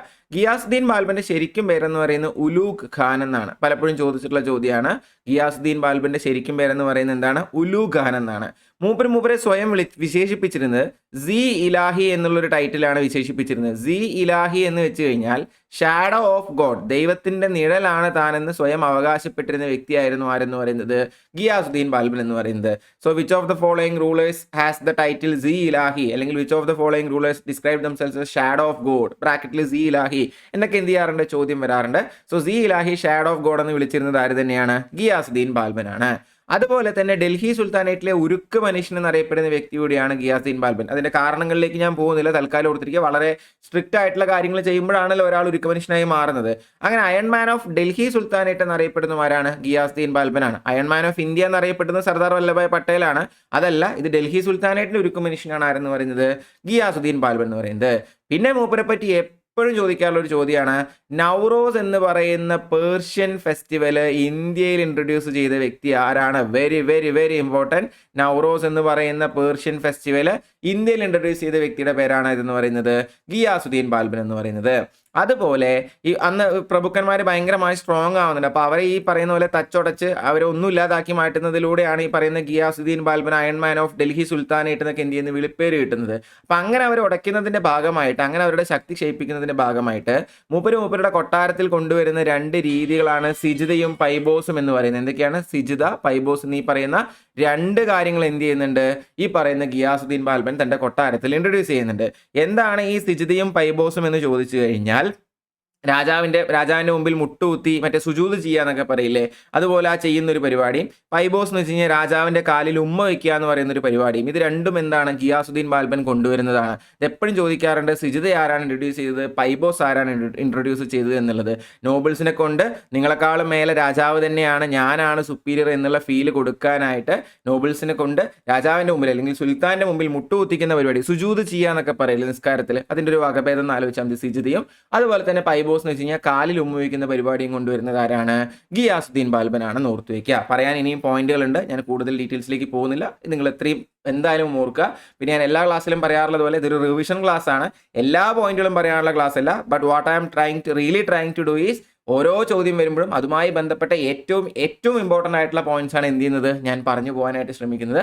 ഏറ്റവും ഇമ്പോർട്ടൻ്റ് ആയിട്ടുള്ളതെന്ന് പറയുമ്പോൾ ഒരുപാട് തവണ മുമ്പ് ചോദിച്ചിട്ടുള്ളതും ഇനിയും ഉറപ്പായിട്ടും ചോദിക്കുന്നത് എനിക്ക് കോൺഫിഡൻസ് ഉള്ള ചോദ്യങ്ങളാണ് അല്ലെങ്കിൽ പോയിന്റുകളാണ് എന്ത് ചെയ്യുന്നത് എപ്പോഴും ഞാൻ നിങ്ങളുടെ മുമ്പിൽ പ്രസന്റ് ചെയ്യുന്നത്. അപ്പോൾ അത്തരത്തിലുള്ള പോയിന്റുകളാണ് ഓരോ ചോദ്യത്തിനൊപ്പം പറയുന്നത്, മറക്കാതിരിക്കുക, ഇതിൽ നിന്നൊന്നും വിടാതിരിക്കുക. ഈ പറയുന്ന എല്ലാമെങ്കിലും നിങ്ങൾ എന്ത് ചെയ്യേണ്ടതുണ്ട്, മിനിമം എങ്കിലും പഠിച്ചിരിക്കേണ്ടതുണ്ട്. അപ്പോൾ എന്താ നമ്മൾ പറഞ്ഞത്, ഗിയാസുദ്ദീൻ ബാൽബന്റെ ഭരണകാലഘട്ടമാണ് നമ്മൾ സംസാരിച്ചത്. 1266 മുതൽ 1287 വരെയാണ് ഇദ്ദേഹം ഭരിക്കുന്നത്. ഇദ്ദേഹത്തിന്റെ ശരിക്കും പേരെന്ന് പറയുന്നത് ഉലൂഗ് ഖാൻ എന്നാണ്. ഇദ്ദേഹത്തിന്റെ ടൈറ്റിലായിട്ട് ഇദ്ദേഹം എടുത്തിരുന്നത് സി ഇലാഹി അഥവാ ഷാഡോ ഓഫ് ഗോഡ് എന്ന് പറയുന്ന ടൈറ്റിലാണ് മൂപ്പർ അസ്യൂം ചെയ്തിരുന്നത്. ഡൽഹി സുൽത്താനേറ്റിന്റെ ഉരുക്ക് മനുഷ്യൻ എന്നറിയപ്പെടുന്നു. നോബിൾസിനെയൊക്കെ നല്ലൊരു പാഠം പഠിപ്പിച്ചുകൊണ്ടാണ് അത്തരത്തിലൊരു പേര് വരുന്നത്. അതിന്റെ തന്നെ ഭാഗമായിട്ട് സിജിത എന്നും പൈബോസ് എന്നും പറയുന്ന രണ്ട് കാര്യങ്ങൾ ഗിയാസുദ്ദീൻ ബാൽബൻ കൊട്ടാരത്തിൽ ഇൻട്രൊഡ്യൂസ് ചെയ്യുന്നുണ്ട്. ആൻഡ് മറ്റൊരു ഇമ്പോർട്ടൻ്റ് ആയിട്ടുള്ള ക്വസ്റ്റ്യൻ, നൗറോസ് എന്ന് പറയുന്ന പേർഷ്യൻ ഫെസ്റ്റിവൽ ഇന്ത്യയിൽ ഇൻട്രൊഡ്യൂസ് ചെയ്ത വ്യക്തിയാണ് ആരെന്ന് പറയുന്നത്, ഗിയാസുദ്ദീൻ ബാൽബൻ എന്ന് പറയുന്ന SSCയുടെ ഒക്കെ ഒരു സ്ഥിരം ക്വസ്റ്റ്യൻ ആണ് കേട്ടോ. ഈ നൗറോസ് എന്ന് പറയുന്നത് അതൊരു പേർഷ്യൻ ഫെസ്റ്റിവൽ ആണെന്നും ഓർത്തു വെക്കുക. അങ്ങനെയും എന്ത് ചെയ്യാറുണ്ട്, അത് ചോദിക്കാറുണ്ട്. പിന്നെ നമ്മൾ പറഞ്ഞത് സ്ലേവ് ഡൈനാസ്റ്റി ഓർത്തു വെക്കാനുള്ള കോഡ് അക്കീത്തു സാലോ എന്നുള്ളതും കൂടി എന്ത് ചെയ്യുക, കറക്റ്റ് ആയിട്ട് ഓർത്തു വെക്കുക. സെറ്റ് അല്ലേ? അടുത്തിലോട്ട് പോട്ടെ. എന്നാ പിടിച്ചോ അടുത്ത ചോദ്യം. Who started the practice of Sijitha in India? ഇന്ത്യയിൽ സിജിത എന്ന് പറയുന്ന പ്രാക്ടീസ് തുടങ്ങിയത് ആരാണ്? കഥ മൊത്തം നമ്മളിപ്പോൾ പറഞ്ഞതാണ്. അത് ഇൽത്തുമിഷോ, കുതുബ്ദീൻ ഐബക്കോ, റസിയ സുൽത്താനോ അല്ല. ഇന്ത്യയിൽ സിജിത എന്ന് പറയുന്ന പ്രാക്ടീസ് തുടങ്ങിയ വ്യക്തിയാണ് ആരെന്ന് പറയുന്നത്, ഈ പറയുന്ന ഗിയാസുദ്ദീൻ ബാൽബൻ എന്ന് പറയുന്നതെന്നും എന്ത് ചെയ്യുക, ഓർത്ത് വെക്കുക. അടുത്തിലോട്ട് പോട്ടെ. എന്നാ പിടിച്ചോ അടുത്ത ചോദ്യം. Who founded the slave dynasty? Slave dynasty ആരാണ് സ്ഥാപിച്ചത് എന്നാണ് എന്ത് ചെയ്തിരിക്കുന്നത്, ചോദിച്ചിരിക്കുന്നത്. ഓൾറെഡി നമ്മൾ പറഞ്ഞു 1206 മുതൽ 1290 വരെ ഡൽഹി സുൽത്താനേറ്റിലെ ആദ്യത്തെ ഡൈനാസ്റ്റി ആയിട്ട് ഭരിച്ച ഡൈനാസ്റ്റിയാണ് ഏതെന്ന് പറയുന്നത്, സ്ലേവ് ഡൈനാസ്റ്റി എന്ന് പറയുന്നത്. അപ്പൊ ഇത് സ്ഥാപിച്ച വ്യക്തിയുടെ പേര് എന്താണെന്ന് ചോദിച്ചു കഴിഞ്ഞാൽ, ഇത് സ്ഥാപിച്ച വ്യക്തിയുടെ പേര് നസീറുദ്ദീൻ മുഹമ്മദ് എന്നോ റസിയ സുൽത്താന എന്നോ ഗിയാസുദ്ദീൻ ബാൽബൻ എന്നോ അല്ല, അല്ലെ? ഇതിന് സ്ഥാപിച്ച വ്യക്തിയുടെ പേരെന്താണ്, കുതുബ്ദീൻ ഐബക്ക് എന്നാണ്. 1206 മുതൽ 1211 വരെ ഡൽഹി സിംഹാസനത്തിൽ ഇരുന്ന് ഇന്ത്യ ഭരിച്ച, ഡൽഹി സിംഹാസനം എന്ന് പറയാൻ പറ്റില്ല, കാരണം കുതുബ്ദീൻ ഐബക്ക് ഭരിക്കുന്ന സമയത്ത് ഡൽഹി അല്ല ക്യാപിറ്റൽ. കുതുബ്ദീൻ ഐബക്കിന്റെ ക്യാപിറ്റൽ എവിടെയായിരുന്നു, ലാഹോർ ആയിരുന്നു. എന്തായാലും ഞാൻ ഡൽഹി സിംഹാസനം എന്ന ഉദ്ദേശം എന്താണെന്ന് നിങ്ങൾക്ക് മനസ്സിലായി എന്ന് വിചാരിക്കുന്നു. അത്തരത്തിൽ 1206 മുതൽ 1211 വരെ ലാഹോർ ക്യാപിറ്റലാക്കി ഭരിച്ച ഭരണാധികാരിയാണ് ആരെന്ന് പറയുന്നത്, നമ്മുടെ കുതുബ്ദീൻ ഐബക്ക് എന്ന് പറയുന്നത്. ഇതില് ഈ ചോദ്യത്തിൽ ഒരു കുഞ്ഞു ട്രാപ്പ് ഉണ്ട്. സ്ലേവ് ഡൈനാസ്റ്റിയുടെ ഫൗണ്ടർ ആരാന്ന് ചോദിച്ചാൽ നിങ്ങൾക്ക് എന്ത് പറയാൻ പറ്റും, അത് കുതുബ്ദീൻ ഐബക്ക് എന്ന് പറയാൻ പറ്റും. പക്ഷെ അതേസമയം who is the real founder of slave dynasty എന്ന് ചോദ്യം കാണാറുണ്ട്. അടിമവംശം സ്ഥാപിച്ച വ്യക്തി ശരിക്കുള്ള ഫൗണ്ടർ ആരാന്ന് ചോദിക്കാറുണ്ട്. അങ്ങനെ ചോദിച്ചു കഴിഞ്ഞാൽ അതിന് ഉത്തരമായിട്ട് നിങ്ങൾ പറയേണ്ടത് ഇൽത്തുമിഷ് എന്നാണ്. കാരണം ഈ പറയുന്ന പോലെ സ്ലേവ് ഡൈനാസ്റ്റി എന്ന് പറയുന്നത് മൂപ്പര് സ്ഥാപിച്ചു എങ്കിലും ഒരു ടൈറ്റിൽ പോലെ ഒരു ബഹുമാനത്തോടെ നമ്മൾ കൊടുക്കില്ല. Real founder of slave dynasty എന്നുള്ള അർത്ഥത്തിൽ പറയുന്നതാണ് ആരെന്ന് പറയുന്നത്, ഇൽത്തുമിഷ് എന്നുള്ളതും കൂടി എന്ത് ചെയ്യുക, ഓർത്തു വയ്ക്കുക. അതുപോലെ real founder of Delhi sultanate എന്നും എന്ത് ചെയ്യാറുണ്ട്, നമ്മൾ ഇൽത്തുമിഷിനെ പറ്റി പറയാറുണ്ട്. കാരണം ഇൽത്തുമിഷ് ആണ് ഈ പറയുന്ന പോലെ ലാഹോറിൽ നിന്നും ഡൽഹിയിലേക്ക് എന്ത് ചെയ്യുന്നത്, ക്യാപിറ്റൽ ഷിഫ്റ്റ് ചെയ്യുന്നത്. അപ്പോൾ അതുകൊണ്ട് തന്നെ real founder of Delhi sultanate എന്ന് ചോദിച്ചു കഴിഞ്ഞാലും എങ്ങനെ തന്നെ നമ്മൾ പറയാറുണ്ട്, ഇൽത്തുമിഷിന്റെ പേര് തന്നെ പറയാറുണ്ടെന്നും എന്ത് ചെയ്യുക, ഓർത്ത് വെക്കുക. ഈ കുതുബ്ദീൻ ഐബക്കിന്റെ ഒരു അടിമയായിട്ട്, സത്യം പറഞ്ഞാൽ കുതുബ്ദീൻ ഐബക്കിന് ഈ ഇൽത്തുമിഷിന്റെ സഹോദരന്മാരെല്ലാവരും കൂടി ഇൽത്തുമിഷിനെ ചതിച്ചിട്ട് എന്ത് ചെയ്യണം, അടിമയായിട്ട് വിൽക്കുന്നതാണെന്നാണ് കഥകൾ പറയുന്നത്. ആ വിറ്റ ഒരാളിൽ നിന്നും ഇൽത്തുമിഷ് എന്താ പറയുക, ഇന്ത്യ അടക്കി വാഴുന്ന ഒരു സിംഹാസനത്തിലേക്ക് എന്ത് ചെയ്തു എത്തി എന്നുള്ളതാണ് എന്തെന്ന് പറയുന്നത്, കഥ എന്ന് പറയുന്നത്. കഥയല്ല, നടന്ന കാര്യമാണ് എന്ത് ചെയ്യുന്നത്, പറയപ്പെടുന്നത്. അപ്പോൾ എന്തായാലും ഡൽഹി സുൽത്താനേറ്റിന്റെ റിയൽ ഫൗണ്ടർ ഇൽത്തുമിഷ് ആണ്. പിന്നെ നമ്മൾ പറഞ്ഞത്, നമ്മളോട് ചോദിച്ചത് സ്ലേവ് ഡൈനാസ്റ്റിയുടെ കാര്യമാണ് നമ്മളോട് ചോദിച്ചത്. സ്ലേവ് ഡൈനാസ്റ്റി സ്ഥാപിച്ചത് കുതുബ്ദീൻ ഐബക്കാണ്. 1206 മുതൽ 1211 വരെയാണ് എന്ത് ചെയ്തത്, ഇദ്ദേഹം ഭരിച്ചത്. കുതുബ്ദീൻ ഐബക്കിനെ പറ്റി വേറെയും ചോദിക്കാറുണ്ട്. Who was the first Muslim ruler of India എന്ന് ചോദിക്കാറുണ്ട്. സ്വാഭാവികമായിട്ടും അത് ആരായെ പറ്റൂ, കുതുബ്ദീൻ ഐബക്കായെ പറ്റൂ, ഇന്ത്യയുടെ ആദ്യത്തെ മുസ്ലിം റൂളർ. അതുപോലെ തന്നെ ലാഖ് ബക്ഷ് എന്നറിയപ്പെടുന്ന ഭരണാധികാരി ആരാന്ന് ചോദിക്കാറുണ്ട്. ലക്ഷങ്ങൾ വാരിക്കോരി ഭിക്ഷയായി കൊടുത്ത ആൾ എന്നുള്ള അർത്ഥത്തിൽ ലാഖ് ബക്ഷ് അങ്ങനെ തന്നെ ആലോചിച്ചാൽ മതി. ലക്ഷങ്ങൾ ഭിക്ഷയായിട്ട് കൊടുക്കുന്ന ആളുകളുടെ ഇദ്ദേഹത്തിൻ്റെ ഒരു ജനറോസിറ്റി കാരണം, ഇദ്ദേഹത്തിൻ്റെ ആ ഒരു എന്താ പറയുക ദാനധർമ്മങ്ങൾ ചെയ്യാനുള്ള ഒരു താല്പര്യം കാരണം കുതുബ്ദീൻ ഐബക്കിന് കിട്ടിയൊരു വിളിപ്പേരാണ് ഏതെന്ന് പറയുന്നത് ലാഖ് ബക്ഷ് എന്നും എന്ത് ചെയ്യുക ഓർത്തു വയ്ക്കുക. ഇദ്ദേഹം ചൗകൻ കളിക്കുന്നതിനിടയിൽ, ചൗകൻ എന്ന് വെച്ച് കഴിഞ്ഞാൽ മക്കളെ ഇത് യു ആട്ടോ, ചൗകൻ എന്ന് വെച്ച് കഴിഞ്ഞാൽ ഒരു കുതിരയുടെ പുറത്തിരുന്ന് കളിക്കുന്ന ഹോഴ്സ് പോളോ ഇല്ലേ, ആ ഹോഴ്സ് പോളോന്റെ ഒരു പേർഷ്യൻ വേർഷൻ ആണെന്ന് എന്ത് ചെയ്താൽ മതി മനസ്സിലാക്കി വെച്ചാൽ മതി. അത്തരത്തിൽ ചൗകൻ കളിക്കുന്നതിനിടെ കുതിരപ്പുറത്ത് നിന്ന് വീണ് മരിച്ച വ്യക്തിയാണ് ആരെന്ന് പറയുന്നത് നമ്മുടെ കുതുബ്ദീൻ ഐബക്ക് എന്നും എന്ത് ചെയ്യുക ഒന്ന് ഓർത്ത് വെക്കുക. ചോദിക്കാറുണ്ട്, കുറേ മരണങ്ങൾ നമുക്ക് പഠിക്കാനുണ്ട്. അതിൽ വൺ ഓഫ് ദി ഇമ്പോർട്ടൻ്റ് മരണമാണ് ചൗകൻ കളിക്കുന്നതിനിടെ കുതിരപ്പുറത്ത് നിന്ന് വീണ് മരിച്ച വ്യക്തി ആരാന്ന് ചോദിക്കാറുണ്ട്. ഞാൻ കണക്ട് ചെയ്യാൻ പറയാറുണ്ട്, കുക്കു എന്ന് ഓർത്താൽ മതി എന്ന് പറയാറുണ്ട്. കുതിരപ്പുറത്ത് നിന്ന് വീണ് മരിച്ചത് ആരാണ്? കുതുബ്ദീൻ ഐബക്കാണ്. അപ്പോൾ കുക്കു എന്ന് ഓർത്ത് എന്ത് ചെയ്യും, നമുക്കത് കിട്ടും. അപ്പം അങ്ങനെ അത് ഓർക്കാനും ഞാൻ എന്ത് ചെയ്യാറുണ്ട്, പറയാറുണ്ട്. അപ്പോൾ നമ്മുടെ ചോദ്യത്തിലേക്ക് തിരിച്ചു വന്നു കഴിഞ്ഞാൽ, സ്ലേവ് ഡൈനാസ്റ്റി സ്ഥാപിച്ച വ്യക്തിയുടെ പേര് കുതുബ്ദീൻ ഐബക്ക്. അദ്ദേഹത്തിൻ്റെ ക്യാപിറ്റൽ ലാഹോർ ആയിരുന്നു. ഇന്ത്യയുടെ ആദ്യത്തെ മുസ്ലിം ഭരണാധികാരി ലാഖ് ബക്ഷ് എന്നറിയപ്പെടുന്നു. കുതിരപ്പുറത്ത് നിന്ന് വീണിട്ടാണ് മുപ്പര് മരിക്കുന്നത്. അതുകൊണ്ട് കുക്കു എന്ന് ഓർത്ത് വയ്ക്കാൻ പറഞ്ഞു. ഡൽഹി സുൽത്താനേറ്റിന്റെ റിയൽ ഫൗണ്ടർ ആരാന്ന് ചോദിച്ചു കഴിഞ്ഞാൽ നിങ്ങൾ ഇൽത്തുമിഷിന്റെ പേരാണ് പറയേണ്ടത്. കുതുബ്ദീൻ ഐബക്കിന്റെ സക്സസർ ആയിരുന്നു ആരെന്ന് പറയുന്നത് ഇൽത്തുമിഷ് എന്ന് പറയുന്നത്. ഇടയിൽ ഒരു ആൾക്ക് വരുന്നുണ്ട്, പക്ഷെ കാര്യമില്ല. ശരിക്കും സക്സസർ ആയിട്ട് നമ്മൾ ആരെ തന്നെയാണ് കാണുന്നത്? ഇൽത്തുമിഷിനെ തന്നെയാണ് കാണുന്നതെന്നും എന്ത് ചെയ്യുക മനസ്സിലാക്കി വെക്കുക. സെറ്റല്ലേ? സംശയമൊന്നുമില്ലല്ലോ. എന്നാ പിടിച്ചോ അടുത്ത ചോദ്യം. Which mosque believe to be the first one to be built in Delhi? ഡൽഹിയിൽ ആദ്യമായി പണി കഴിപ്പിച്ച മോസ്ക് എന്ന് വിശ്വസിക്കുന്ന ഏത് മോസ്കാണ് കുതുബ് മിനാറിനടുത്ത് സിറ്റുവേറ്റ് ചെയ്യുന്നതെന്നാണ് ചോദിച്ചിരിക്കുന്നത്. നമുക്ക് എല്ലാവർക്കും അറിയാം കുതുബ് മിനാർ ഉള്ളത് എവിടെയാണ്? ഡൽഹിയിലാണുള്ളത്. കുതുബ്ദീൻ ഐബക്ക് പണി കഴിപ്പിക്കുന്നതാണ് ഇതെന്ന് പറയുന്നത് കുതുബ് മിനാർ എന്ന് പറയുന്നത്. ഈ ഡൽഹിയിലെ കുതുബ് മിനാറിനടുത്ത് സ്ഥിതി ചെയ്യുന്ന ഈ കുതുബ് മിനാറും ബാക്കിയുള്ള കാര്യങ്ങളും എല്ലാം ഉള്ള ഒരു കോംപ്ലക്സിനെ വിളിക്കുന്നത് കുതുബ് കോംപ്ലക്സ് ആണ്. ഒരുപാട് പേരുടെ ടൂമ്പുകളും ഒരുപാട് മറ്റ് കൺസ്ട്രക്ഷൻസ് ഉള്ള ഒരു ഏരിയ ആണ് എന്ന് പറയുന്നത് കുതുബ് കോംപ്ലക്സ് എന്ന് പറയുന്നത്. ഇതിനകത്തുള്ള പള്ളി ഏതാണ് ഡൽഹിയിലെ ആദ്യത്തെ മുസ്ലിം പള്ളിയായിട്ട് കൺസിഡർ ചെയ്യുന്നതെന്നാണ് ചോദിച്ചിരിക്കുന്നത്. അതിൻ്റെ പേര് അദീന മോസ്ക് എന്നോ ഷാഹി അദല മസ്ജിദ് എന്നോ നക്കോഡ മസ്ജിദ് എന്നോ അല്ല. അതിൻ്റെ പേരെന്താണ്? ഖുവത്തുൽ ഇസ്ലാം മോസ്ക് എന്നാണ് അതിൻ്റെ പേര് എന്ന് എന്ത് ചെയ്യുക ഓർത്തു വയ്ക്കുക. കുതുബ് മിനാർ പണിയഴിപ്പിക്കുന്നത് ആര് തന്നെയാണ്? കുതുബ്ദീൻ ഐബക്കാണ്. നമുക്ക് അറിയുന്നതാണ്. അറിയില്ലെങ്കിൽ ഇപ്പം നമ്മൾ പഠിച്ചു കുതുബ്ദീൻ ഐബക്കാണ് പണിയഴിപ്പിക്കുന്നത്. പിന്നീട് അത് കംപ്ലീഷനൊക്കെ വേറെ ആളുകൾ ചെയ്യുന്നുണ്ട്. എന്തായാലും പണിയഴിപ്പിച്ചത് ആരാന്ന് വെച്ചാൽ നമ്മൾ പൊതുവെ ആരുടെ പേര് തന്നെയാണ് പറയുക? കുതുബ്ദീൻ ഐബക്കിന്റെ പേര് തന്നെ പറയാം. അദ്ദേഹം തന്നെ പണിയഴിപ്പിക്കുന്ന മറ്റൊരു കൺസ്ട്രക്ഷൻ ആണ് ഇതെന്ന് പറയുന്നത് ഖുവത്തുൽ ഇസ്ലാം മോസ്ക് എന്ന് പറയുന്നത്. അപ്പൊ തൊട്ടുമുമ്പ് നമ്മൾ ഈ കൂക്കു എന്ന് ഓർക്കാൻ പറഞ്ഞാൽ ഇപ്പോൾ വീണ്ടും രണ്ട് കൂക്കു കൂടെ കിട്ടിയില്ലേ? കുതുബ് മിനാർ പണിയഴിപ്പിച്ചതും കുതുബ്ദീൻ ഐബക്കാണ്. ഖുവത്തുൽ ഇസ്ലാം മോസ്ക് പണിയഴിപ്പിച്ചതും ആര് തന്നെയാണ്? കുതുബ്ദീൻ ഐബക്കാണ് എന്ന് ഓർത്തു വയ്ക്കുക. ഇദ്ദേഹത്തിന്റെ മറ്റൊരു പ്രധാനപ്പെട്ട കൺസ്ട്രക്ഷൻ ആണ് അദായി ദിൻക ജോപ്ര എന്ന് പറയുന്നത്. അദായി ദിൻക ജോപ്ര എന്ന് പറയുന്ന അജ്മീറിലെ ഒരു കൺസ്ട്രക്ഷനും എന്ത് ചെയ്തിട്ടുണ്ട്? ഈ പറയുന്ന കുതുബ്ദീൻ ഐബക്ക് കൺസ്ട്രക്ട് ചെയ്തിട്ടുണ്ടെന്ന് ഓർത്തു വയ്ക്കുക. വളരെ ഡയറക്റ്റ് ആയിട്ട് ഈ അദായി ദിൻക ജോപ്ര എവിടെയാണ്, ഏത് സംസ്ഥാനത്തിലാണെന്നൊക്കെ ചോദിക്കാറുണ്ട്. അജ്മീർ ആണെങ്കിൽ നിങ്ങൾക്ക് എല്ലാവർക്കും അറിയാം അത് എവിടെയാണ്, രാജസ്ഥാനിലാണ്. അങ്ങനെയും പക്ഷെ എന്ത് ചെയ്യാറുണ്ട്, ചോദ്യം വരാറുണ്ട് എന്ന് എന്ത് ചെയ്യുക ഓർത്തു വയ്ക്കുക. അപ്പോൾ ഖുവത്തുൽ ഇസ്ലാം മോസ്ക്, കുതുബ് മിനാർ, അദായി ദിൻക ജോപ്ര, ഈ മൂന്ന് കൺസ്ട്രക്ഷൻസിന്റെ പുറകിലും ഒരു പേരാണ് പറയേണ്ടത്, കുതുബ്ദീൻ ഐബക്കാണ്. അതിൽ പിന്നെ രണ്ടെണ്ണം കു ആണല്ലോ, അതുകൊണ്ട് നമുക്ക് ഓർക്കാൻ എന്താണ് കുറച്ചും കൂടെ എളുപ്പമാണ് അല്ലേ. നമ്മുടെ ഏതാ ആക്ഷൻ ഹീറോ വിജയല്ലോ 1983 നമ്മുടെ ശൃംഖയുടെ ക്യാരക്ടർ പറയുന്ന പോലെ ഞങ്ങളെല്ലാം സു ആണല്ലോ എന്ന് പറയുന്ന പോലെ കുതുബ് മിനാറിന് രണ്ടും എന്താണ് കു ആണ് എന്ന് എന്ത് ചെയ്താൽ മതി, ഒന്ന് ഓർത്ത് വെച്ചാൽ മതി. സെറ്റല്ലേ? അടുത്ത ചോദ്യത്തിലേക്ക് പോട്ടെ. എന്നാ പിടിച്ചോ അടുത്ത ചോദ്യം. Who established Sarai-e-Adil, an exclusive market in Delhi for manufactured and exported goods to be sold and prices fixed by administration? സെറായി അതിൽ എന്ന് വെച്ച് കഴിഞ്ഞാൽ അവിടുത്തെ ഒരു മാർക്കറ്റിന്റെ പേരായിരുന്നു, ഒരു എക്സ്ക്ലൂസീവ് മാർക്കറ്റ് ആയിരുന്നു. ചരിത്രം പറയുന്നത് ഒരു ക്ലോത്ത് മാർക്കറ്റ് ആയിരുന്നു എന്നാണ് ഇവർ അങ്ങനെയല്ല ചോദ്യത്തിൽ പറയുന്നത്. എന്തായാലും കുഴപ്പമില്ല. And exclusive market in Delhi for manufactured and exported goods, അവിടെ നിർമ്മിച്ചതും എക്സ്പോർട്ടഡ് ആയിട്ടുള്ള goods to be sold and prices fixed by administration.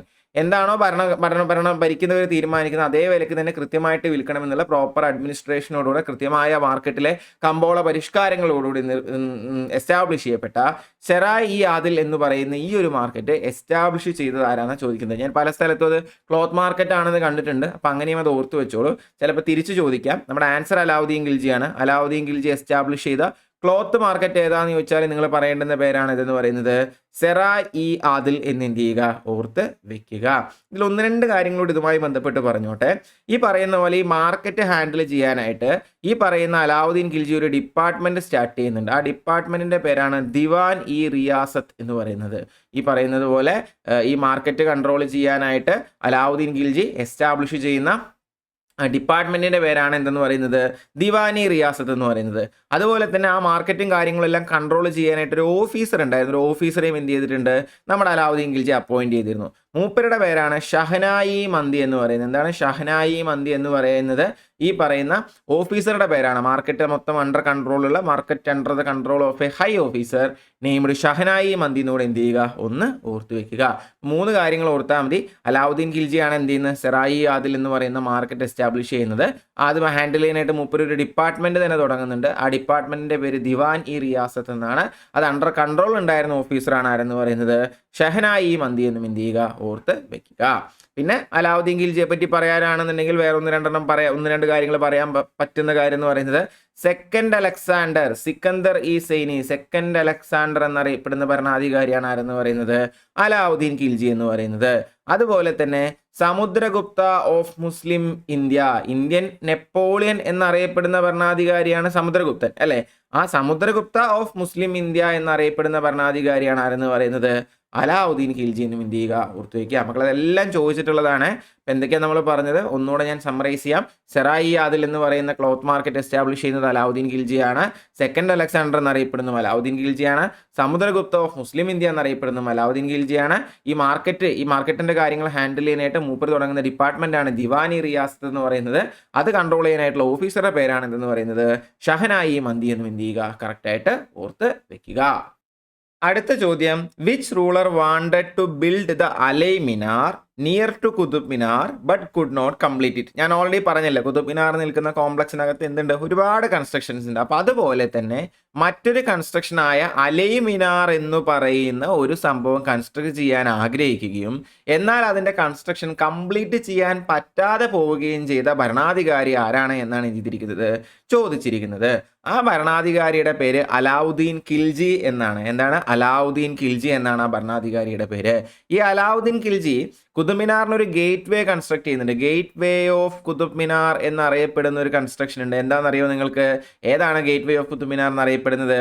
Gate way of Qutub Minar എന്നറിയപ്പെടുന്ന കൺസ്ട്രക്ഷനാണ് അലൈ ദർവാസ എന്ന് പറയുന്നത്. ദർവാസ എന്ന് പറയുന്നത് എൻ്റെ മീനിങ് എന്ന് പറയുന്നത് കവാടം, കവാടം എന്നുള്ള അർത്ഥത്തിലാണ് എന്ത് ചെയ്യുന്നത് പറയുന്നത്. അപ്പോൾ gate way of Qutub Minar അലൈ ദർവാസ എന്ന് പറയുന്ന സംഭവം കൺസ്ട്രക്ട് ചെയ്ത ആര് തന്നെയാണ്? അലാവുദ്ദീൻ ഖിൽജിയാണ്. അതുപോലെ അലൈ മിനാറും കൺസ്ട്രക്ഷൻ സ്റ്റാർട്ട് ചെയ്തു, പക്ഷെ എന്ത് ചെയ്യാൻ പറ്റുന്നില്ല, കംപ്ലീറ്റ് ചെയ്യാനായിട്ട് കഴിയുന്നില്ല. അപ്പൊ നമ്മളെ കുതുബ്ദീന് എന്ന് പഠിച്ചതുപോലെ ഇവിടെ നമുക്ക് എന്ത് പഠിക്കാം, എന്ന് പഠിക്കാം. അലൈ ദർവാസ ആയാലും അലൈ മിനാർ ആയാലും അലാവുദ്ദീൻ ഖിൽജിയുടെ കൺസ്ട്രക്ഷൻ ആണെന്ന് ഓർത്തു വയ്ക്കുക. ഇതിൽ ഈ അലൈ ദർവാസ എന്ന് പറയുന്നത് gate way of Qutub Minar എന്നറിയപ്പെടുന്ന കൺസ്ട്രക്ഷൻ കൂടിയാണെന്ന് എന്ത് ചെയ്യുക, ഓർത്ത് വെക്കുക. ഒരെണ്ണം കൂടെ ഞാൻ അലാവുദ്ദീൻ ഖിൽജിയുടെ കൺസ്ട്രക്ഷൻ പറഞ്ഞുതരാം. അലാവുദ്ദീൻ ഖിൽജിയുടെ മറ്റൊരു കൺസ്ട്രക്ഷൻ ആണ് ഇതെന്ന് പറയുന്നത് സിരി ഫോർട്ട് എന്ന് പറയുന്നത്. സിരി, നമ്മുടെ ആപ്പിളിന്റെ സിരി, അത് തന്നെ. Siri fort എവിടെയാണുള്ളത്? ന്യൂഡൽഹിയിലാണെന്ന് തന്നെ എന്ത് ചെയ്യുക, മനസ്സിലാക്കി വെക്കുക. മക്കളെ പറഞ്ഞതെല്ലാം പോയിന്റാണ്. അലാവുദ്ദീൻ ഖിൽജിയുടെ കൺസ്ട്രക്ഷൻസ് ആണ് പറഞ്ഞത്. അലൈ ദർവാസ, അലൈ മിനാർ, അവർ രണ്ടും അല്ലാണെന്ന് ഓർത്ത് വെച്ചാൽ മതി. നമ്മുടെ സലീം കുമാറിന്റെ അലൈ ദർവാസ, അലൈ മിനാർ. പിന്നെ മൂന്നാമതായിട്ട് എക്സ്ട്രാ ഞാൻ പറഞ്ഞത് സിരി ഫോർട്ട് ആണ്. ന്യൂഡൽഹിയിലെ സിരി ഫോർട്ടുമാർ തന്നെ പണിയടിപ്പിച്ചിട്ടുള്ളതാണ്. അലാവുദ്ദീൻ ഖിൽജി തന്നെ പണിയടിപ്പിച്ചിട്ടുള്ളതാണ്. എന്ത് ചെയ്യുക, ഓർത്ത് വയ്ക്കുക.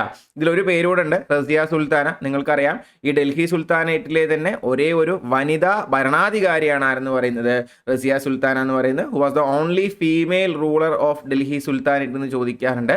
ഇൽത്തുമിഷിന്റെ മോളാണ് റസിയ സുൽത്താന എന്ന് പറയുന്നത്. അതും ചോദ്യമാണ്. റസിയ സുൽത്താനയുടെ പിതാവിന്റെ പേര് എന്താണെന്ന് ചോദിക്കാറുണ്ട്. ഈ റസിയ സുൽത്താനയുടെ പിതാവാണ് ഇൽത്തുമിഷ്, ഇൽത്തുമിഷിന്റെ മോളാണ് റസിയ സുൽത്താന. റസിയ സുൽത്താനയാണ് എന്തെന്ന് പറയുന്നത്, ഡൽഹി സിംഹാസനത്തിൽ ഇരുന്നിട്ടുള്ള ഒരേ ഒരു വനിതാ ഭരണാധികാരി എന്ന് പറയുന്നത്. മുഗളന്മാരുടെ കൂട്ടത്തിലൊന്നും ഉണ്ടായിട്ടില്ല. ഡൽഹി സുൽത്താനേറ്റിന്റെ കേസിലും ഒറ്റ ആളേ ഇരുന്നിട്ടുള്ളൂ. The first and only female ruler of Delhi Sultanate ആണ് ആരെന്ന് പറയുന്നത്, റസിയ സുൽത്താന എന്നും എന്ത് ചെയ്യുക, ഓർത്ത് വെക്കുക. സെറ്റല്ലേ? എന്നാ പിടിച്ചോ അടുത്ത ചോദ്യം. Amir Khusrau was born at dash in UP. ഒരു ഔട്ട് ഓഫ് ദ ബ്ലൂ ചോദ്യമാണ്. ഈ അമീർ ഖുസ്രു എന്ന് പറയുന്ന ആൾ ആരുടെ കൊട്ടാരത്തിൽ ഉണ്ടായിരുന്നു എന്നുള്ളത് സ്ഥിരം ചോദ്യമാണ്. അമീർ ഖുസ്രു എന്ന് പറയുന്ന ആൾ ഉണ്ടായിരുന്നത് നമ്മുടെ ഇപ്പം എത്ര നേരം നമ്മൾ സംസാരിച്ച അലാവുദ്ദീൻ ഖിൽജിയുടെ കൊട്ടാരത്തിൽ തന്നെ ഉണ്ടായിരുന്ന ആളാണ് ആരെന്ന് പറയുന്നത്, അമീർ ഖുസ്രു എന്ന് പറയുന്നത്. അമീർ ഖുസ്രു UPയിൽ എവിടെയാണ് ജനിച്ചത് എന്നാണ് ചോദിച്ചിരിക്കുന്നത്. നമുക്ക് ഓപ്ഷൻസ് തന്നിട്ടുണ്ട്: പാട്യാലി, ആഗ്ര, ഗാസിയാബാദ്, കാൺപൂർ. ഇതിൽ അമീർ ഖുസ്രു ജനിക്കുന്ന സ്ഥലം എന്ന് പറയുന്നത് പാട്യാലിയാണ്. അതൊന്ന് നോട്ട് ചെയ്ത് വെച്ചോ മക്കളെ. ഞാൻ ഇതുവരെ അങ്ങനെ കണ്ടിട്ടില്ല ഈ ഒരു ചോദ്യം. അമീർ ഖുസ്രു ആരുടെ കൊട്ടാരത്തിലാണ് എന്ന് എപ്പോഴും ചോദിക്കാറുള്ളതാണ്. അലാവുദ്ദീൻ ഖിൽജിയുടെ കൊട്ടാരത്തിലുണ്ടായിരുന്ന വ്യക്തിയാണ് അമീർ ഖുസ്രു എന്ന് പറയുന്നത്. വളരെ പ്രശസ്തനായ കവിയാണ് ഒപ്പം തന്നെ സംഗീതജ്ഞനാണ്, മ്യൂസീഷ്യനാണ്, നന്നായിട്ട് കവിത എഴുതാനും നന്നായിട്ട് പാട്ട് പാടാനും അതിന് സംഗീതം കൊടുക്കാനും കഴിവുള്ള ആളാണ്. അതുകൊണ്ടൊക്കെ തന്നെ അലാവുദ്ദീൻ ഖിൽജി അമീർ ഖുസ്രുവിന് ഒരു ടൈറ്റിൽ കൊടുക്കുന്നുണ്ട്, which is parrot of India. ഇന്ത്യയുടെ തത്തയാണ് നീ എന്ന് എന്ത് ചെയ്യുന്നുണ്ട്, അമീർ ഖുസ്രുവിനോട് അലാവുദ്ദീൻ ഖിൽജി പറയുന്നുണ്ട്. പലപ്പോഴും ഡയറക്റ്റ് ആയിട്ട് പാരറ്റ് ഓഫ് ഇന്ത്യ എന്നറിയപ്പെടുന്ന ആളാരാണെന്ന് ചോദിക്കാറുണ്ട്. അമീർ ഖുസ്രുവിന് പാരറ്റ് ഓഫ് ഇന്ത്യ എന്ന് പറയുന്ന ടൈറ്റിൽ കൊടുത്ത ആളാരാണെന്ന് ചോദിക്കാറുണ്ട്. അപ്പോൾ രണ്ടിലും ഉത്തരം കിട്ടി. പാരറ്റ് ഓഫ് ഇന്ത്യ എന്നറിയപ്പെടുന്ന അമീർ ഖുസ്രു ആണ്. അമീർ ഖുസ്രുവിന് പാരറ്റ് ഓഫ് ഇന്ത്യ എന്ന് പറയുന്ന ടൈറ്റിൽ കൊടുക്കുന്ന ആരാണ്, അലാവുദ്ദീൻ ഖിൽജി ആണെന്ന് എന്ത് ചെയ്യുക, ഓർത്തു വയ്ക്കുക. പിന്നെ ഒരു കാര്യം കൂടെ പറയാനാണെന്നുണ്ടെങ്കിൽ സിത്താർ, തബ്ല, നമ്മളിന്ന് വളരെ കോമൺ ആയിട്ട് പറയുന്ന ഈ രണ്ട് മ്യൂസിക്കൽ ഇൻസ്ട്രുമെന്റ്സും കണ്ടുപിടിച്ചു എന്ന് വിശ്വസിക്കുന്നത് ആരാണ്, അമീർ ഖുസ്രു ആണ്. അമീർ ഖുസ്രു കണ്ടുപിടിച്ച രണ്ട് ഇൻസ്ട്രുമെന്റ്സ് ആണ്, മ്യൂസിക്കൽ ഇൻസ്ട്രുമെന്റ്സ് ആണ് സിത്താറും തബലയും എന്ന് കൂടി എന്ത് ചെയ്യുക, ഓർത്തു വയ്ക്കുക. അപ്പം എന്തൊക്കെയാണ് നമ്മൾ പറഞ്ഞത്, അലാവുദ്ദീൻ ഖിൽജിയുടെ കൊട്ടാരത്തിലുള്ള ആളാണ് അമീർ ഖുസ്രു എന്ന് പറയുന്നത് ഒന്നാമത്തെ പോയിന്റ്. അമീർ ഖുസ്രു ജനിക്കുന്നത് പാട്യാലിയിലാണ്, യു.പിയിലെ പാട്യാലിയിലാണ് ജനിക്കുന്നത്. പോയിട്ട് മ്യൂസീഷ്യനൊക്കെ ആയിരുന്നു. പാരറ്റ് ഓഫ് ഇന്ത്യ എന്നറിയപ്പെടുന്ന വ്യക്തിയാണ് അമീർ ഖുസ്രു. അമീർ ഖുസ്രുവിന് പാരറ്റ് ഓഫ് ഇന്ത്യ എന്ന് പറയുന്ന ടൈറ്റിൽ കൊടുക്കുന്നത് അലാവുദ്ദീൻ ഖിൽജിയാണ്. സിത്താർ, തബല പോലത്തെ മ്യൂസിക്കൽ ഇൻസ്ട്രുമെന്റ്സ് കണ്ടുപിടിച്ചതും ആര് തന്നെയാണ്, ഈ പറയുന്ന അമീർ ഖുസ്രു ആണ് എന്ന് എന്ത് ചെയ്യുക, കറക്റ്റായിട്ട് ഓർത്തു വയ്ക്കുക. അതും കിട്ടിയില്ലേ, അടുത്തതിലോട്ട് പോട്ടെ. എന്നാ പിടിച്ചോ അടുത്ത ചോദ്യം. ഹു റോട്ട് ദ മെഡീവൽ എറ എപ്പിക് പോയം പത്മാവത്? പത്മാവത് എന്ന് പറയുന്ന മധ്യകാലഘട്ടത്തിലെ ഇതിഹാസമായ കവിത എഴുതിയ വ്യക്തി ആരാണെന്നാണ് ചോദിച്ചിരിക്കുന്നത്. ആ സിനിമ ഇറങ്ങിയതുകൊണ്ട് നമ്മുടെ ദീപിക പദുക്കോണിന്റെയും രൺവീർ സിംഗിന്റെ ഒക്കെ സിനിമ ഇറങ്ങിയതുകൊണ്ട് ഈ കഥ എല്ലാവർക്കും അറിയുന്നുണ്ടാവും. അലാവുദ്ദീൻ ഖിൽജി എന്ത് ചെയ്യുന്നതാണ്, ഈ പത്മാവതി എന്ന് പറയുന്ന രാജ്ഞിയെ പിടിക്കാനായിട്ട് പോകുന്നതാണ്. സിനിമ ഞാൻ കണ്ടിട്ടില്ല, എങ്ങനെയാണെന്ന് അറിയില്ല. പക്ഷെ ഐതിഹ്യങ്ങൾ അല്ലെങ്കിൽ പഴയ ഫോക്ലോറുകൾ വെച്ച് പറയപ്പെടുന്നത് അലാവുദ്ദീൻ ഖിൽജിയുടെ കൊട്ടാരത്തിൽ എന്ത് ചെയ്യുന്നുണ്ട്, ഒരു തത്തയെ കൊണ്ടുവരുന്നുണ്ട്. ഈ തത്തയാണെങ്കിൽ നന്നായി സംസാരിക്കും. ഈ തത്തയാണെങ്കിൽ ഈ അലാവുദ്ദീൻ ഖിൽജിയുടെ മുമ്പിൽ പ്രസന്റ് ചെയ്തപ്പോൾ തൊട്ട് വാദോരാതെ സംസാരിക്കുന്നത് ഈ പത്മാവതി എന്ന് പറയുന്ന രാജ്ഞിയുടെ സൗന്ദര്യത്തെ പറ്റിയാണ്. അത് കേട്ട് ആകൃഷ്ടനായിട്ടാണ് അലാവുദ്ദീൻ ഖിൽജി എന്ത് ചെയ്യുന്നത്, യുദ്ധത്തിന് പോകുന്നതും ഈ പത്മാവതി എന്ന് പറയുന്ന രാജ്ഞിയെ തന്റെ സ്വന്തമാക്കാനായിട്ട് ശ്രമിക്കുന്നതും. പക്ഷെ കഥ നമുക്കറിയാം, ഈ അലാവുദ്ദീൻ ഖിൽജി ചെയ്യുന്നത് ചിറ്റൂരിനെതിരെ, അന്നത്തെ ചിറ്റൂരിനെതിരെ എന്ത് ചെയ്യണം, മാർച്ച് ചെയ്ത് പോവുകയാണ് ചെയ്യുന്നത്. പക്ഷെ അന്നത്തെ അവിടുത്തെ ഭരണാധികാരിയുടെ പേര് അല്ലെങ്കിൽ ഈ പത്മാവതിയുടെ ഭർത്താവിന്റെ പേരാണ് എന്തെന്ന് പറയുന്നത്, രാജാ രത്തൻ സിംഗ് എന്ന് പറയുന്നത്. ഷാഹിദ് കപൂർ ചെയ്ത റോളാണെന്നാണ് എൻ്റെ വിശ്വാസം. രാജാ രത്തൻ സിംഗും പത്മാവതിയുടെ റോള് നമുക്ക് എല്ലാവർക്കും അറിയാം ആരാണ്, ദീപിക പദുക്കോണാണ് ചെയ്തത് അല്ലേ. അപ്പൊ രാജാ രത്തൻ സിംഗിനെതിരെയും പത്മാവതിക്കെതിരെയും അല്ലെങ്കിൽ ചിറ്റൂരിനെതിരെ ഇദ്ദേഹം എന്ത് ചെയ്യാണ്, ഈ പറയുന്ന അലാവുദ്ദീൻ ഖിൽജി യുദ്ധം നടത്തുകയും യുദ്ധത്തിൽ തോൽക്കും എന്നുള്ളൊരു അവസ്ഥ വന്നപ്പോൾ രാജാ രത്തൻ സിംഗ് കൊല്ലപ്പെടുകയും ചെയ്തപ്പോൾ ഈ പത്മാവതി എന്ന് പറയുന്ന രാജ്ഞിയും അവരുടെ കൂട്ടുകാരികളും എല്ലാവരും ചേർന്ന് ജൗഹർ എന്ന് പറയുന്ന ഒരു സംഭവം പെർഫോം ചെയ്യുകയാണ് ചെയ്യുന്നത്. എന്താണ് ജൗഹർ എന്ന് പറയുന്നത്, വലിയൊരു ചിത ഒരുക്കിയിട്ട് ആത്മാഭിമാനം രക്ഷിക്കാനായിട്ട് രജപുത്ര വനിതകൾ ചാടി ആത്മഹത്യ ചെയ്യുന്ന ഒരു പരിപാടിയാണ് നമ്മൾ എന്തെന്ന് പറയുന്നത്, ജൗഹർ എന്ന് പറയുന്നത്. അപ്പൊ ഈ പറഞ്ഞ കഥയെ എല്ലാം ഒരു വീരകഥയാക്കി എഴുതിയിട്ടുള്ള പുസ്തകമാണ് ഏതെന്ന് പറയുന്നത്, ഈ പറയുന്ന പത്മാവത് എന്ന് പറയുന്നത്. ഇതൊരു ഇതിഹാസ കാവ്യമാണ്. ഈ പത്മാവത് എഴുതിയത് ആരാണ് എന്നാണ് ചോദിച്ചത്. അത് മുല്ലാ ദാവൂദോ അബുൽ ഫസൽ ഇബ്നു മുബാറക്കോ അമീർ ഖുസ്രു അല്ല. അത് എഴുതിയ ആളുടെ പേര് മാലിക് മുഹമ്മദ് ജെയ്സി എന്നാണ്. ഒരുപാട് വട്ടം ചോദിച്ചിട്ടുള്ളതാണ്, മറക്കരുത്. മാലിക് മുഹമ്മദ് ജെയ്സി ആണ് എന്ത് ചെയ്യുന്നത്, ഈ പറയുന്ന പത്മാവത് എന്ന് പറയുന്ന ഇതിഹാസ കാവ്യം എന്ത് ചെയ്യുന്നത്, എഴുതുന്നത്. അത് ആരുടെ കഥയാണ്, രാജാ രത്തൻ സിംഗിന്റെയും പത്മാവത് എന്ന് പറയുന്ന രാജ്ഞിയുടെയും കഥയാണെന്നും കൂടി എന്ത് ചെയ്യുക, ഓർത്തു വെക്കുക. ഈ പറയുന്ന ജൗഹറൊക്കെ നടക്കുന്നത് 1303 എന്ത് ചെയ്തോളൂ, ഒന്ന് ഓർത്ത് വെച്ചോളൂ. വെരി ഇമ്പോർട്ടൻറ്റ് ക്വസ്റ്റ്യൻ മക്കളെ. പത്മാവത് എന്ന് പറയുന്ന ഹിസ്റ്റോറിക്കൽ കാവ്യം, പലപ്പോഴും അങ്ങനെയാണ് ചോദിക്കാറുള്ളത്. പത്മാവത് എന്ന് പറയുന്ന ഹിസ്റ്റോറിക്കൽ കാവ്യം എഴുതിയ വ്യക്തിയുടെ പേര് മാലിക് മുഹമ്മദ് ജെയ്സി എന്നാണെന്ന് എന്ത് ചെയ്യുക, കറക്റ്റായിട്ട് ഓർത്തു വെക്കുക. സെറ്റല്ലേ? എന്നാ പിടിച്ചോ അടുത്ത ചോദ്യം. Whose reins of the largest extension of Delhi sultanate? Delhi sultanate അതിൻ്റെ ഏറ്റവും പീക്കിൽ ഏറ്റവും വലിയ ഏരിയ ഭരിക്കുന്നത് ഏത് ഭരണാധികാരിയുടെ കാലഘട്ടത്തിലാണെന്നാണ് ചോദിച്ചിരിക്കുന്നത്. അത് അലാവുദ്ദീൻ ഖിൽജിയുടെയോ സിക്കന്ദർ ലോധിയുടെയോ ഗിയാസുദ്ദീൻ ബാൽബിൻ്റെയോ കാലഘട്ടത്തിലല്ല, മുഹമ്മദ് ബിൻ തുഗ്ലക്കിന്റെ കാലഘട്ടത്തിലാണ് എന്ത് ചെയ്യുന്നത്, അത് സംഭവിക്കുന്നത്. സൗത്ത് ഇന്ത്യ അറ്റാക്ക് ചെയ്യുന്ന ആദ്യത്തെ ഡൽഹി സുൽത്താനേറ്റിലെ ഭരണാധികാരിയാണ് ആരെന്ന് പറയുന്നത്, അലാവുദ്ദീൻ ഖിൽജി എന്ന് പറയുന്നത്. എന്നാൽ ഏറ്റവും വലിയ എക്സ്റ്റൻഷൻ ഉണ്ടാവുന്നത് ആരുടെ കാലത്തിലാണ്, ഈ പറയുന്ന തുഗ്ലക്കിന്റെ, മുഹമ്മദ് ബിൻ തുഗ്ലക്കിന്റെ കാലഘട്ടത്തിലാണെന്ന് എന്ത് ചെയ്യുക, കറക്റ്റായിട്ട് ഓർത്തു വയ്ക്കുക. ഈ മുഹമ്മദ് ബിൻ തുഗ്ലക്കിന്റെ ശരിക്കും പേരാണ് എന്തെന്ന് പറയുന്നത്, ജോനാഗാൻ എന്ന് പറയുന്നത്. പക്ഷെ നിങ്ങളിൽ പലർക്കും ഈ പേര് മറ്റു രീതിയിൽ പരിചയം ഉണ്ടാവും. നമ്മളെ തുഗ്ലക് പരിഷ്കാരം എന്നും ബുദ്ധിമാനായ വിഡ്ഢി എന്നൊക്കെ വിശേഷിപ്പിക്കുന്നതാണ് ആരെന്ന് പറയുന്നത്, ഈ പറയുന്ന മുഹമ്മദ് ബിൻ തുഗ്ലക് എന്ന് പറയുന്നത് അല്ലേ. മൂപ്പരെ നമ്മൾ എങ്ങനെ വിശേഷിപ്പിക്കാറുണ്ട്, വൈസസ്റ്റ് ഫൂൾ, ബുദ്ധിമാനായ വിഡ്ഢി. പിന്നൊരു വിശേഷണമാണ് മിക്സ്ചർ ഓഫ് ഓപ്പോസിറ്റ്സ്, വൈരുദ്ധ്യങ്ങളുടെ മിശ്രിതം എന്ന് പറയാറുണ്ട്, മിക്സ്ചർ ഓഫ് ഓപ്പോസിറ്റ്സ്. അതുപോലെ തന്നെ പറയാറുണ്ട് അൺഫോർച്ചുനേറ്റ് ഐഡിയലോഗ്, ദൗർഭാഗ്യവാനായ ആദർശവാദി എന്നാണ് അതിൻ്റെ മലയാളം എന്നാണ് എൻ്റെ വിശ്വാസം, തെറ്റുണ്ടെങ്കിൽ തിരുത്തുക. അൺഫോർച്ചുനേറ്റ് ഐഡിയലോഗ്, ദൗർഭാഗ്യവാനായ ആദർശവാദി എന്നും എന്ത് ചെയ്യാറുണ്ട്, മുഹമ്മദ് ബിൻ തുഗ്ലക്കിനെ വിളിക്കാറുണ്ട്. ഇങ്ങനെ എല്ലാം വിളിക്കുന്നതിനുള്ള കാരണങ്ങൾ മൂപ്പര് നടത്തുന്ന പരീക്ഷണങ്ങളാണ്. വഴിയെ 1-2 ചോദ്യമായിട്ട് വരുന്നുണ്ട്, അവിടെ ഞാൻ പറയാം. പക്ഷെ അദ്ദേഹത്തിന്റെ ശരിക്കും പേര് എന്താണ്, ജോനാഗാനാണെന്നും എന്ത് ചെയ്യുക, ഒന്ന് ഓർത്ത് വെക്കുക. എന്തായാലും ഈ പറയുന്ന മുഹമ്മദ് ബിൻ തുഗ്ലക്കിന്റെ അണ്ടറിലാണ് എന്ത് ചെയ്യുന്നത്, ഡൽഹി സുൽത്താനേറ്റ് അതിന്റെ ഏറ്റവും വലിയ എക്സ്റ്റൻഷനിലേക്ക് എന്ത് ചെയ്യുന്നത്, പോകുന്നത് എന്ന് ഓർത്ത് വെക്കുക. അപ്പം എന്തൊക്കെയാണ് നമ്മൾ പറഞ്ഞത്, മുഹമ്മദ് ബിൻ തുഗ്ലക്കിന്റെ ശരിക്കും പേര് ജോനാഗാൻ എന്നാണ്, വൈസസ്റ്റ് ഫൂൾ എന്നറിയപ്പെടുന്നു, മിക്സ്ചർ ഓഫ് ഓപ്പോസിറ്റ്സ് എന്നറിയപ്പെടുന്നു, അൺഫോർച്ചുനേറ്റ് ഐഡിയലോഗ് എന്നറിയപ്പെടുന്നു. ചെറിയ പോയിന്റ് എക്സ്ട്രാ പറയാനാണെങ്കിൽ ഇതുവരെ ചോദിച്ചു കണ്ടിട്ടൊന്നുമില്ല. ഇദ്ദേഹത്തെ അൺഫോർച്ചുനേറ്റ് ഐഡിയലോഗ് എന്ന് ആദ്യമായി വിശേഷിപ്പിക്കുന്നത് ഇബ്നു ബത്തൂത്തയാണ്. നമ്മൾ നേരത്തെ പറഞ്ഞ മൊറോക്കൻ സഞ്ചാരിയായിരുന്ന ഇബ്നു ബത്തൂത്തയാണ് എന്ത് ചെയ്യുന്നത്, ഈ പറയുന്ന ദൗർഭാഗ്യവാനായ ആദർശവാദി എന്ന് എന്ത് ചെയ്യുന്നത്, ഇദ്ദേഹത്തെ വിളിക്കുന്നത്. ഒപ്പം തന്നെ ഒരു കാര്യം കൂടെ ഓർത്തു വയ്ക്കുക, ഈ ഇബ്നു ബത്തൂത്ത ഇന്ത്യയിൽ വരുമ്പോൾ ആരായിരുന്നു ഇന്ത്യയുടെ ഭരണാധികാരി എന്ന് ചോദിക്കാറുണ്ട്.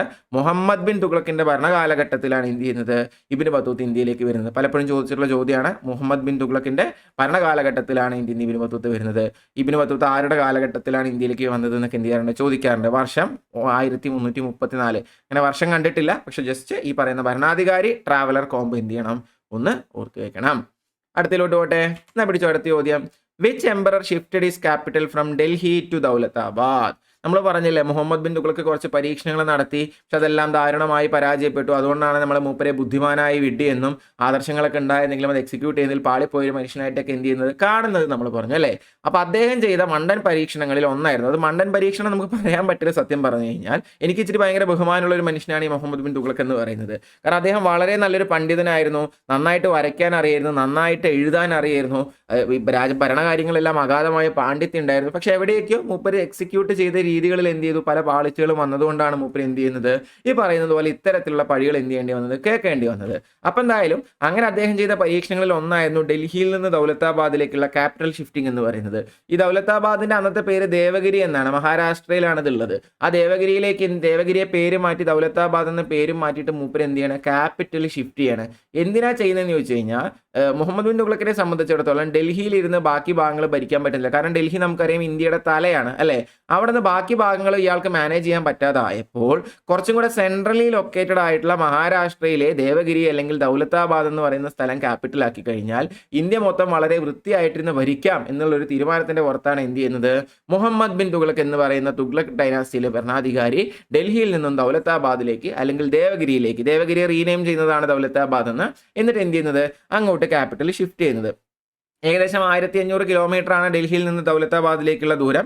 2 വർഷം അദ്ദേഹത്തിന് അത് ചെയ്യാനായിട്ട് പറ്റുള്ളൂ. അങ്ങോട്ട് പോകുന്ന വഴിക്ക് ഒരുപാട് പേര് അസുഖം വന്നിട്ടും ബാക്കിയുള്ള കാര്യങ്ങൾ കൊണ്ടൊക്കെ കുറേ പേര് മരണപ്പെടുന്നുണ്ട്. കാരണം ആളുകളെയും കൊണ്ടാണ് എന്ത് ചെയ്യുന്നത്, മൂപ്പര് പോകുന്നത്. അവിടെ പോയി പിന്നെ അവിടെ വെള്ളം കിട്ടാതെയും പല പ്രശ്നങ്ങളൊക്കെ ആയപ്പോൾ ഇവർ എന്ത് ചെയ്തു, കുറച്ച് വർഷം കഴിഞ്ഞപ്പോൾ 2 വർഷം കഴിഞ്ഞപ്പോൾ തിരിച്ച് എങ്ങോട്ട് തന്നെ വന്നു, ഡൽഹിയിലോട്ട് തന്നെ ക്യാപിറ്റൽ മാറ്റി എന്ത് ചെയ്തു, തിരിച്ചു വന്നു. അങ്ങനെ അദ്ദേഹത്തിന്റെ ആ ഒരു പരീക്ഷണമൊക്കെ എന്ത് ചെയ്യുന്നുണ്ട്, നന്നായിട്ട് പാളിപ്പോകുന്നുണ്ട്. പക്ഷെ ഇതിൽ നമുക്ക് ചോദ്യം വരാറുള്ളത് ഇതൊക്കെയാണ്. ഒന്നാമത്തെ ചോദ്യം എന്ന് പറയുന്നത് ആരാണ്, ഇപ്പോൾ ഈ പോലെ ഡൽഹിയിൽ നിന്ന് ദൗലത്താബാദിലേക്ക് ക്യാപിറ്റൽ ഷിഫ്റ്റ് ചെയ്ത ഭരണാധികാരിയുടെ പേരെന്ത്, മുഹമ്മദ് ബിൻ തുഗ്ലക്കാണ്. പിന്നെ ചോദിക്കാറുള്ളത് ഈ മുഹമ്മദ് ബിൻ തുഗ്ലക്ക് ഡൽഹിയിൽ നിന്ന് എങ്ങോട്ടാണ് ക്യാപിറ്റൽ ഷിഫ്റ്റ് ചെയ്തത്. അതിൽ ഉത്തരം രണ്ടും ഉണ്ടാവാറുണ്ട്, ദേവഗിരി ഉണ്ടാവാറുണ്ട്, ദൗലത്താബാദും ഉണ്ടാവാറുണ്ട്. ഞാൻ ഈ പറഞ്ഞതുപോലെ ദേവഗിരി എന്നായിരുന്നു ആ സ്ഥലത്തിന്റെ പേര്.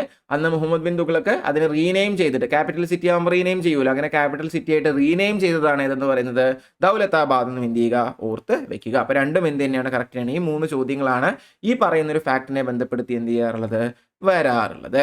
സെറ്റല്ലേ? അടുത്തിലോട്ട് പോട്ടെ, എന്നാ പിടിച്ചോ അടുത്ത ചോദ്യം.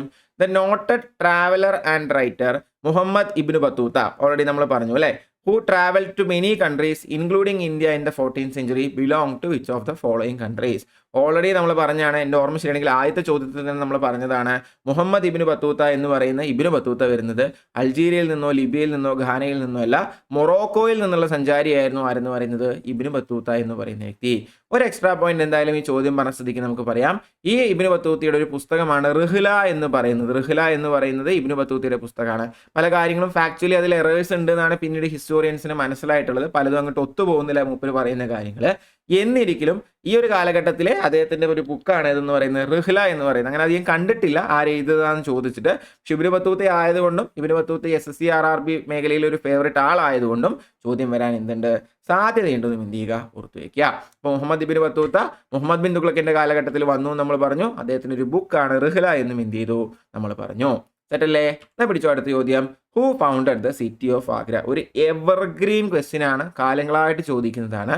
ആഗ്ര നഗരം സ്ഥാപിച്ചത് ആരാണ്? ആഗ്ര നഗരം സ്ഥാപിതമാവുന്നത് ലോധി ഡൈനാസ്റ്റിയുടെ കാലഘട്ടത്തിലാണ്. അത് ആദ്യം മനസ്സിലാക്കുക. 1451 മുതൽ 1526 വരെ, ഒന്നാം പാനിപ്പട്ട് യുദ്ധം വരെ ഇന്ത്യ ഭരിച്ച ഡൈനാസ്റ്റിയാണ് ഏതെന്ന് പറയുന്നത്, ലോധി ഡൈനാസ്റ്റി എന്ന് പറയുന്നത്. ഈ ലോധി ഡൈനാസ്റ്റിയിലെ സിക്കന്ദർ ലോധി എന്ന് പറയുന്ന ഭരണാധികാരിയാണ് ആഗ്ര നഗരത്തിന്റെ പിതാവായിട്ടും ആഗ്ര നഗരത്തെ തന്റെ ക്യാപിറ്റലായിട്ടും എന്ത് ചെയ്യുന്നത്, മാറ്റുന്നത്. ആ ഭരണാധികാരിയുടെ പേരെന്താണ് ഇതെന്ന് പറയുന്നത്, സിക്കന്ദർ ലോധി എന്ന് പറയുന്നത്. ആഗ്ര നഗരത്തിന്റെ സ്ഥാപകൻ, ആഗ്ര നഗരത്തിന്റെ പിതാവ് എന്നൊക്കെ അറിയപ്പെടുന്ന വ്യക്തിയാണ് ആരെന്ന് പറയുന്നത്, സിക്കന്ദർ ലോധി എന്ന് പറയുന്നത്. ഈ സിക്കന്ദർ ലോധിക്ക് ഒരു പെൻ നെയിം ഉണ്ട്, വല്ലപ്പോഴും ഒക്കെ ചോദിക്കാറുള്ളൊരു ചോദ്യമാണ്. ഗുൽ രാഖി എന്ന് പറയുന്ന ഒരു പെൻ നെയിം ആർക്കുണ്ട്, സിക്കന്ദർ ലോധിക്കുണ്ട്. ഈ പെൻ നെയിമിന്റെ അണ്ടറിൽ പേർഷ്യൻ കവിതകൾ എന്ത് ചെയ്തിരുന്നു, മൂപ്പർ എഴുതിയിരുന്നു എന്നാണ് പറയപ്പെടുന്നത്. അപ്പോൾ അതുകൂടെ ഒന്ന് നോട്ട് ചെയ്ത് വെച്ചോളൂ.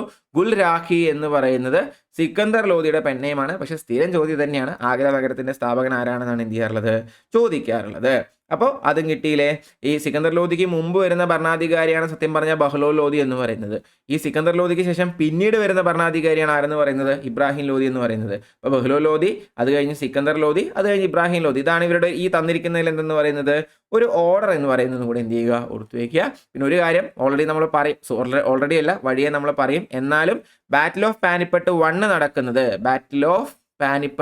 നടക്കുന്നത്, ആരൊക്കെ തമ്മിലാണ്, നമ്മുടെ ഇബ്രാഹിം ലോധി വേഴ്സസ് ബാബർ ആണ് നടക്കുന്നത് അല്ലെ. ബാറ്റിൽ ഓഫ് പാനിപ്പട്ട് 1526 ഏപ്രിൽ 21 ആരൊക്കെ തമ്മിൽ, ബാബർ വേഴ്സസ് ഇബ്രാഹിം ലോധിയാണ് നടക്കുന്നത്. ഓർത്ത് വയ്ക്കുക. എവർഗ്രീൻ ക്വസ്റ്റ്യൻ ആണ്, വീണ്ടും ചോദിക്കുന്ന ചോദ്യമാണ്. ഇനിയും ചോദിക്കും, ഞാൻ തന്നെ ഇനിയും പറയും. എന്നിരിക്കലും അത് ഇമ്പോർട്ടൻ്റ് ആയതുകൊണ്ട് ഞാൻ ഒരു വട്ടം കൂടെ ആവർത്തിച്ചു എന്നുള്ളതേ ഉള്ളൂ.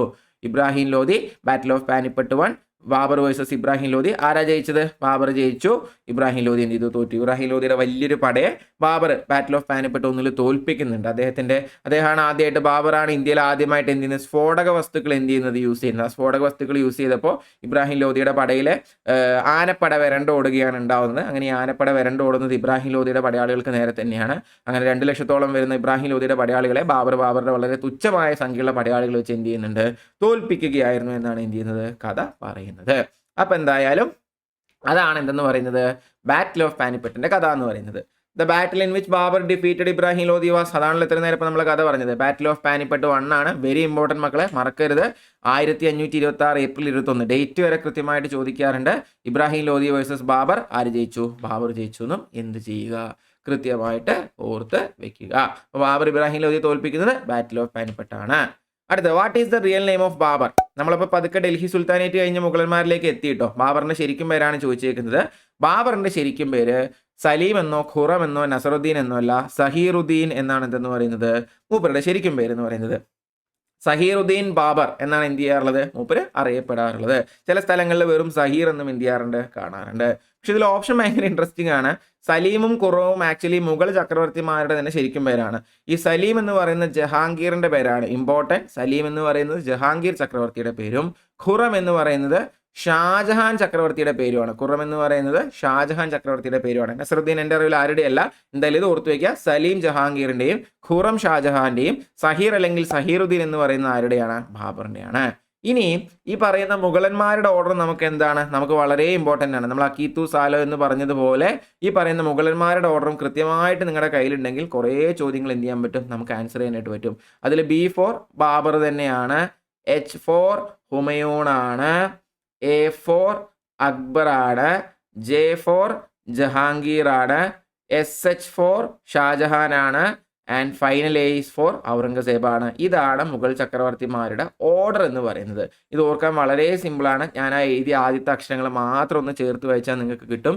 BHAJSH, ബാദ്ഷാ എന്ന് ഓർത്ത് വെച്ചാൽ മതി. ബാബർ, ഹുമയൂൺ, അക്ബർ, ജഹാംഗീർ, ഷാജഹാൻ, ഔറംഗസേബ്. ഇതും ഞാൻ ഈ പറഞ്ഞതുപോലെ ജഹാംഗീറിന്റെ മുമ്പ് വന്ന ഭരണാധികാരി ആരാണ്, ഷാജഹാന് ശേഷം വന്ന ഭരണാധികാരി ആരാണ്, ഹുമയൂണിനും ജഹാംഗീറിനും നടുക്കുണ്ടായിരുന്ന ഭരണാധികാരി ആരാണെന്നൊക്കെ എന്ത് ചെയ്യാറുണ്ട്, ചോദ്യങ്ങൾ വരാറുണ്ട്. അങ്ങനെ വന്നാൽ ഈ ബാദ്ഷാ എന്ന് ഓർത്ത് വെച്ചാൽ നിങ്ങൾക്ക് കിട്ടും. മറ്റേ നമ്മൾ എന്താ പറഞ്ഞ് ആ കി തു സാലോ, അടിമ, ഖിൽജി, തുഗ്ലക്ക്, സയ്യിദ്, ലോധി അല്ലേ. അതുപോലെ തന്നെ ഇവിടെ ബാബർ, ഹുമയൂൺ, അക്ബർ, ജഹാംഗീർ, ഷാജഹാൻ, ഔറംഗസേബ് എന്ന് എന്ത് ചെയ്യുക, ഓർത്ത് വയ്ക്കുക. ഇനി ബാബറിനെ പറ്റി പറയാനാണെങ്കിൽ ബാബർ ചില്ലറക്കാരനല്ല. ബാബർ അച്ഛൻ്റെ സൈഡിൽ നിന്ന് നോക്കുകയാണെങ്കിൽ തിമൂറിൻ്റെ സൈഡിൽ നിന്നും, അച്ഛൻ്റെ സൈഡ് നോക്കുകയാണെങ്കിൽ തിമൂറിൻ്റെ സൈഡിൽ നിന്നും, അമ്മയുടെ സൈഡ് നോക്കുകയാണെന്നുണ്ടെങ്കിൽ ചെങ്കിസ് ഖാന്റെ സൈഡിൽ നിന്നും, രണ്ട് പേരുകൾ നിങ്ങൾക്ക് ഫെമിലിയർ ആയിരിക്കും. ചെങ്കിസ് ഖാന്റെ സൈഡിൽ നിന്നും എന്താണ് ഉള്ള ആളാണ് ആരെന്ന് പറയുന്നത്, ബാബർ എന്ന് പറയുന്നത്. അച്ഛൻ്റെ സൈഡിൽ നിന്ന് തിമൂർ, അമ്മയുടെ സൈഡിൽ നിന്ന് ചെങ്കിസ് ഖാൻ, രണ്ടും വളരെ പ്രശസ്തരായ പോരാളികളാണ് അല്ലേ. ഇവരുടെ സൈഡിൽ നിന്നുള്ള ആളാണ് ആരെന്ന് പറയുന്നത്, നമ്മുടെ ബാബർ എന്നും എന്ത് ചെയ്യുക, ഓർത്ത് വെക്കുക. സെറ്റല്ലേ, സംശയമില്ലല്ലോ. അടുത്ത ചോദ്യത്തിലേക്ക് പോട്ടെ. എന്നാ പിടിച്ചോ, അടുത്ത ചോദ്യം. തുളുഗാമ ഈസ് എ ഡാഷ്. നിങ്ങളിൽ പലർക്കും ഈ പേര് പരിചയം ഉണ്ടാവാം, ചിലർക്കൊട്ടും പരിചയം ഉണ്ടാവില്ല. എന്താണ് ഈ തുളുഗാമ എന്നാണ് നമ്മളോട് ചോദിച്ചിരിക്കുന്നത്. നമ്മൾ ഈ തൊട്ട് മുമ്പ് ബാറ്റിൽ ഓഫ് പാനിപ്പട്ടിൽ ഇബ്രാഹിം ലോധിയുടെ വലിയ പടയെ വളരെ ചെറിയൊരു പട ഉപയോഗിച്ചുകൊണ്ട് ബാബർ തോൽപ്പിച്ചു എന്ന് നമ്മുടെ ആന വരണ്ടോടി എന്നുള്ള കഥയൊക്കെ എന്ത് ചെയ്യുകയുണ്ടായി, നമ്മൾ പറയുകയുണ്ടായി അല്ലേ. സോ ആ യുദ്ധം ജയിക്കാനും അതിനു മുമ്പ് പല യുദ്ധങ്ങൾ ജയിക്കാനുമായിട്ട് ബാബർ ഫോളോ ചെയ്തിരുന്ന ഒരു വാർ സ്ട്രാറ്റജിയാണ്. നമ്മൾ മറ്റേ മഹാഭാരതത്തിലേക്ക് കേട്ടിട്ടില്ലേ, പത്മവ്യൂഹം, ചക്രവ്യൂഹം എന്നൊക്കെ പറഞ്ഞ് നമ്മൾ കേട്ടിട്ടില്ലേ.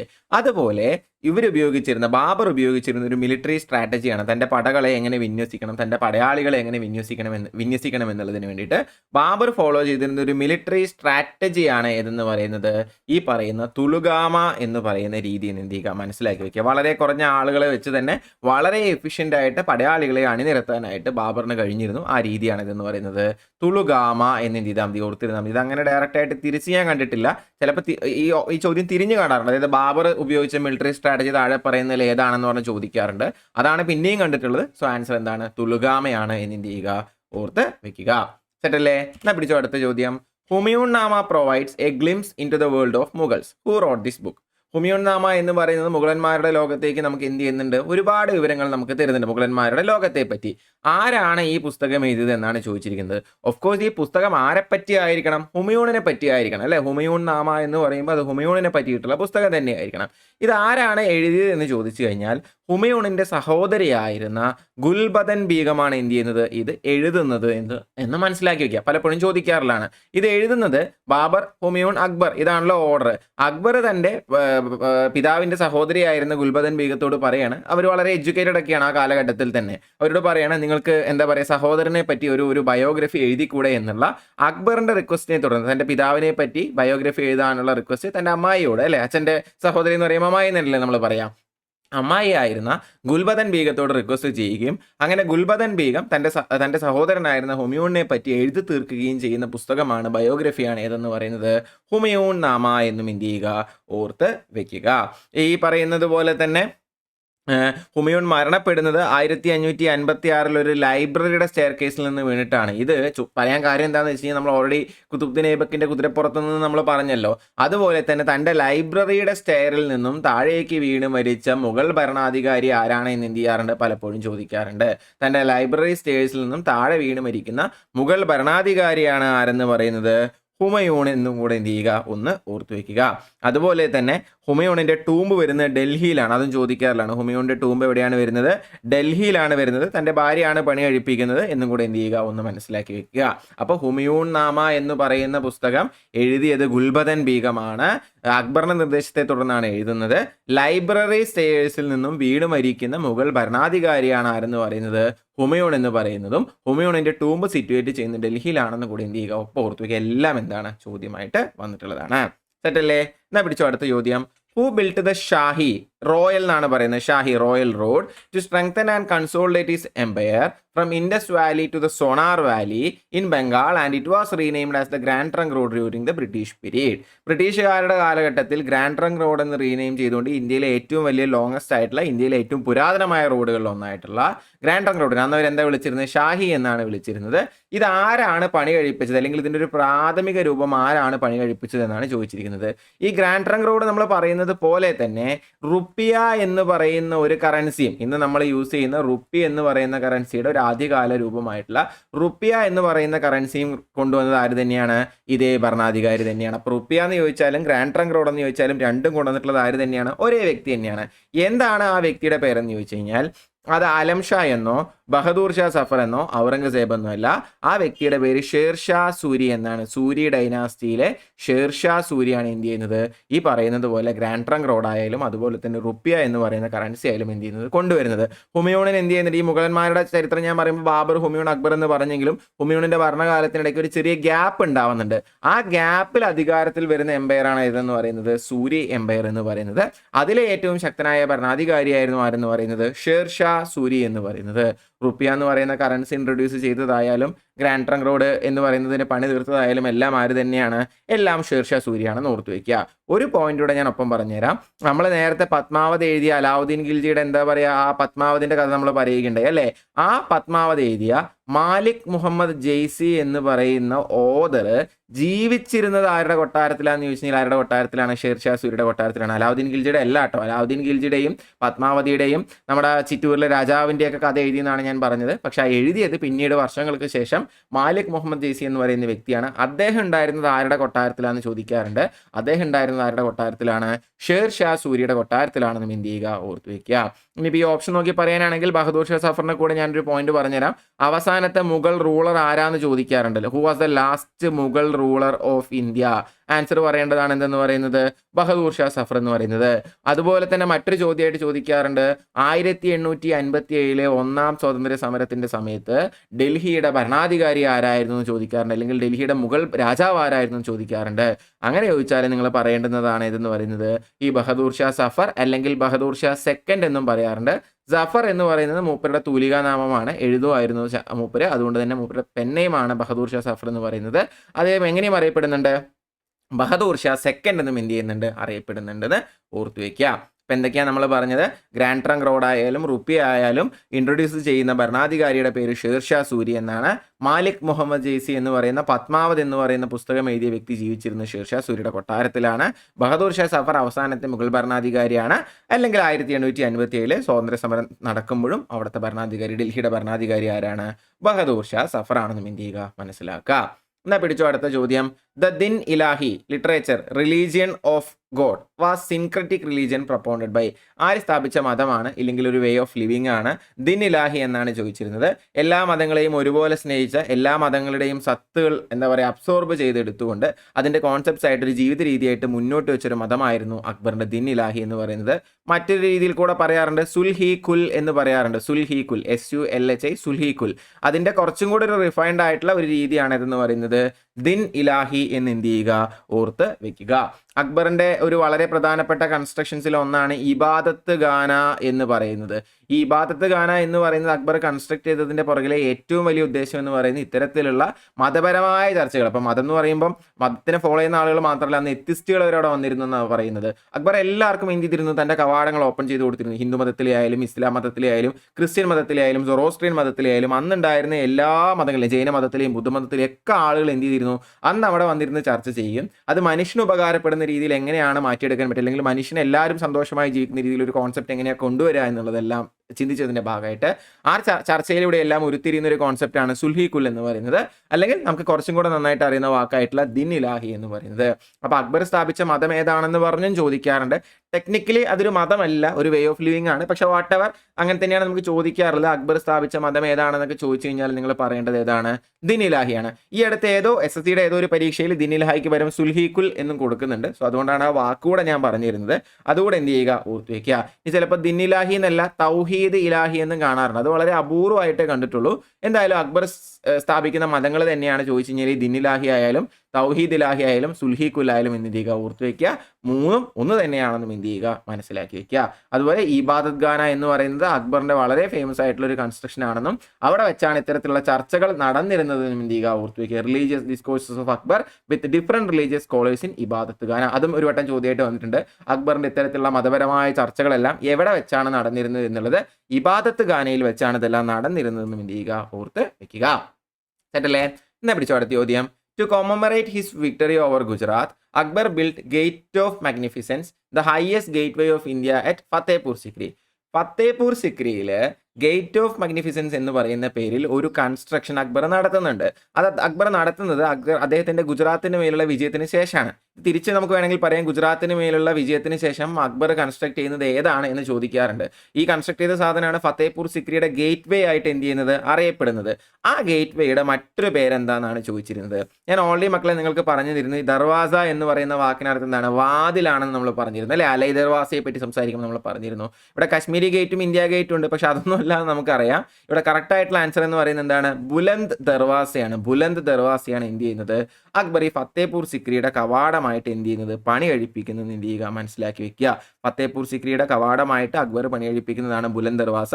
ഈ ബുലന്ദ് ദർവാസ എന്ന് പറയുന്ന അക്ബർ പണി കഴിപ്പിക്കുന്നത് ഗുജറാത്തിന് മേലുള്ള വിക്ടറിയുടെ ഓർമ്മയ്ക്കാണെന്നും ഓർത്തു വയ്ക്കുക. അപ്പോൾ ചിലരെങ്കിലും ആലോചിക്കുന്നതാണ് ഇവിടെ എന്തിനാ ഈ മോഹൻലാലിന്റെ ചിത്രം കൊടുത്തേക്കുന്നത് എന്നുള്ളത് അല്ലേ. ഇത് വെറും മോഹൻലാൽ അല്ല. ഈ മോഹൻലാൽ എന്ന് പറയുന്നത് നമ്മുടെ ചന്ദ്രലേഖയിലെ മോഹൻലാലാണ്.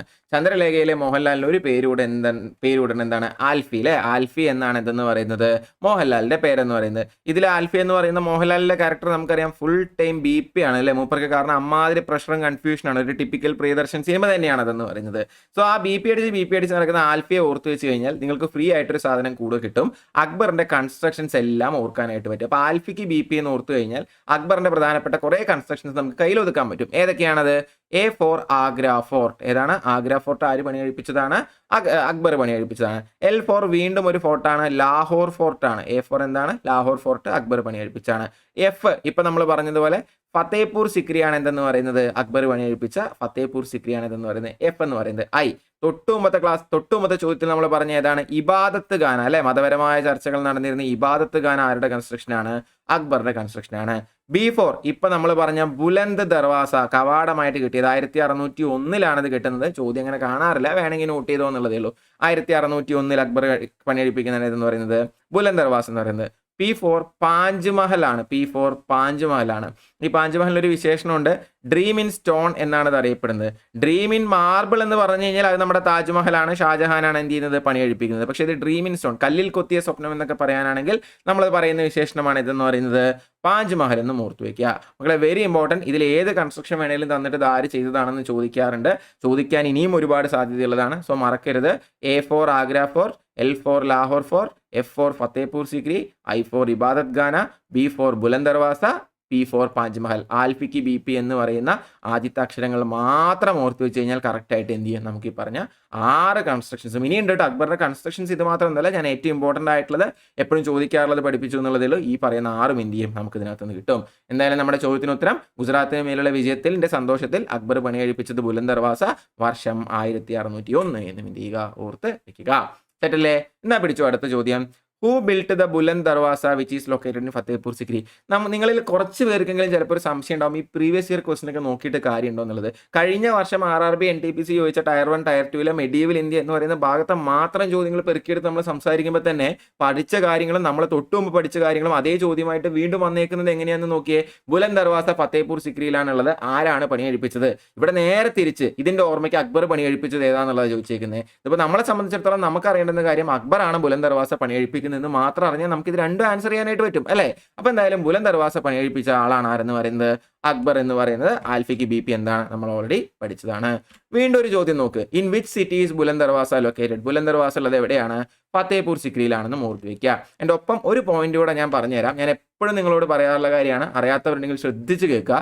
ചോദ്യത്തിൽ പറയുന്ന ഫാക്റ്റുകൾ നിങ്ങൾ എക്സ്ട്രാ കോഷ്യസ് ആയിട്ടൊന്ന് നോക്കുക തന്നെ വേണം. ഇതെവിടെ കണ്ടോ, who built the Buland Darwaza which is located in Fatehpur Sikri. അത് തന്നെ ഒരു ചോദ്യമാണ് കണ്ടോ. തൊട്ടടുത്ത ചോദ്യം അതായിരുന്നു, ബുലന്ദ് ദർവാസ എവിടെയാണ് ലൊക്കേറ്റ് ചെയ്യുന്നത്. അപ്പൊ ഇങ്ങനെ ചോദ്യത്തിൽ ഫാക്റ്റുകളോ പോയിന്റുകളോ പറഞ്ഞിട്ടുണ്ടെങ്കിൽ അത് നിങ്ങൾ കൃത്യമായിട്ട് എന്ത് ചെയ്യണം നോക്കണം. ഇവിടെ ഗുജറാത്തിന് മേലുള്ള വിക്ടറിയുടെ മേലെയാണ് ബുലന്ദ് ദർവാസ പണി കഴിപ്പിച്ചതെന്ന് പറഞ്ഞു. ഇനി വേണമെങ്കിൽ അവർ ഒരുപക്ഷെ ചോദിക്കുക എവിടെ ജയിച്ചപ്പോഴാണ് അക്ബർ ഈ ബുലന്ദ് ദർവാസ പണി കഴിപ്പിച്ചതെന്ന് ചോദിക്കാം. അപ്പോൾ നമുക്ക് പറയാൻ പറ്റണം ഗുജറാത്തിന് മേലുള്ള വിക്ടറിയിലാണ് അക്ബർ ഇത് പണി കഴിപ്പിച്ചതെന്ന് പറയാൻ പറ്റണം. അല്ലാതെ ചുമ്മാ ഈ ചോദ്യം ഇങ്ങനെ വായിച്ചു പോയിട്ട് ചോദ്യത്തിലുള്ള പോയിന്റുകൾ ഇമ്പോർട്ടൻ്റ് അല്ല എന്ന് വിചാരിക്കരുത്.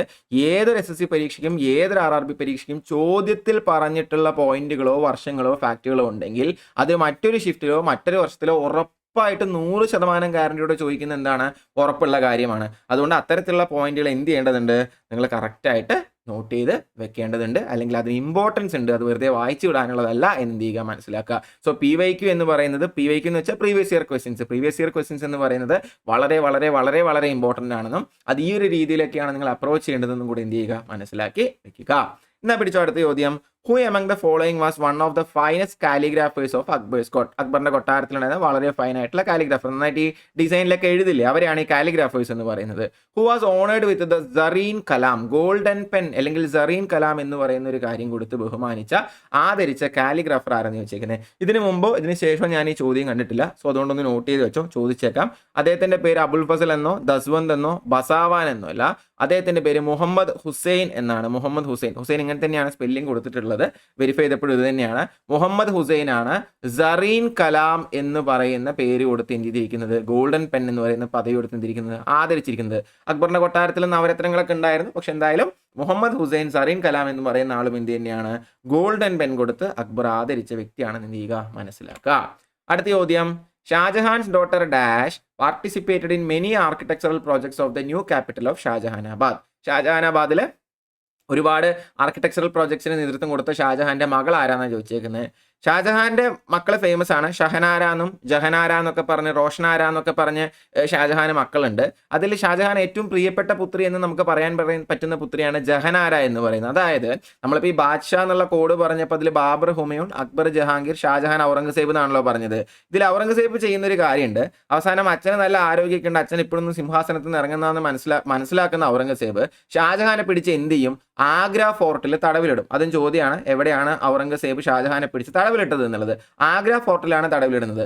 ആഗ്ര ഫോർട്ടിന്റെ ഒരു ജനലിലൂടെ നോക്കിക്കഴിഞ്ഞാൽ അങ്ങേക്കരയിലുള്ള താജ്മഹൽ എന്ത് ചെയ്യാൻ പറ്റിയിരുന്നു, ഷാജഹാനെ കാണാൻ പറ്റിയിരുന്നു. ആ താജ്മഹലിന്റെ പ്രത്യേകത നമുക്കറിയാം. ആ താജ്മഹലിലാണ് എന്ത് ചെയ്തിരിക്കുന്നത്, ഷാജഹാന്റെ പ്രിയ പത്നിയായിട്ടുള്ള മുംതാസ് മഹലിനെ എന്ത് ചെയ്തിരിക്കുന്നത്, അടക്കം ചെയ്തിരിക്കുന്നത്. അപ്പൊ ആ ദൂരത്തുള്ള അങ്ങേക്കരയിലുള്ള താജ്മഹലിൽ നോക്കി ഒരുപാട് വർഷം, 10 വർഷത്തോളം ഷാജഹാൻ എന്ത് ചെയ്യുന്നുണ്ട്, തടവിൽ കഴിയുന്നുണ്ട്.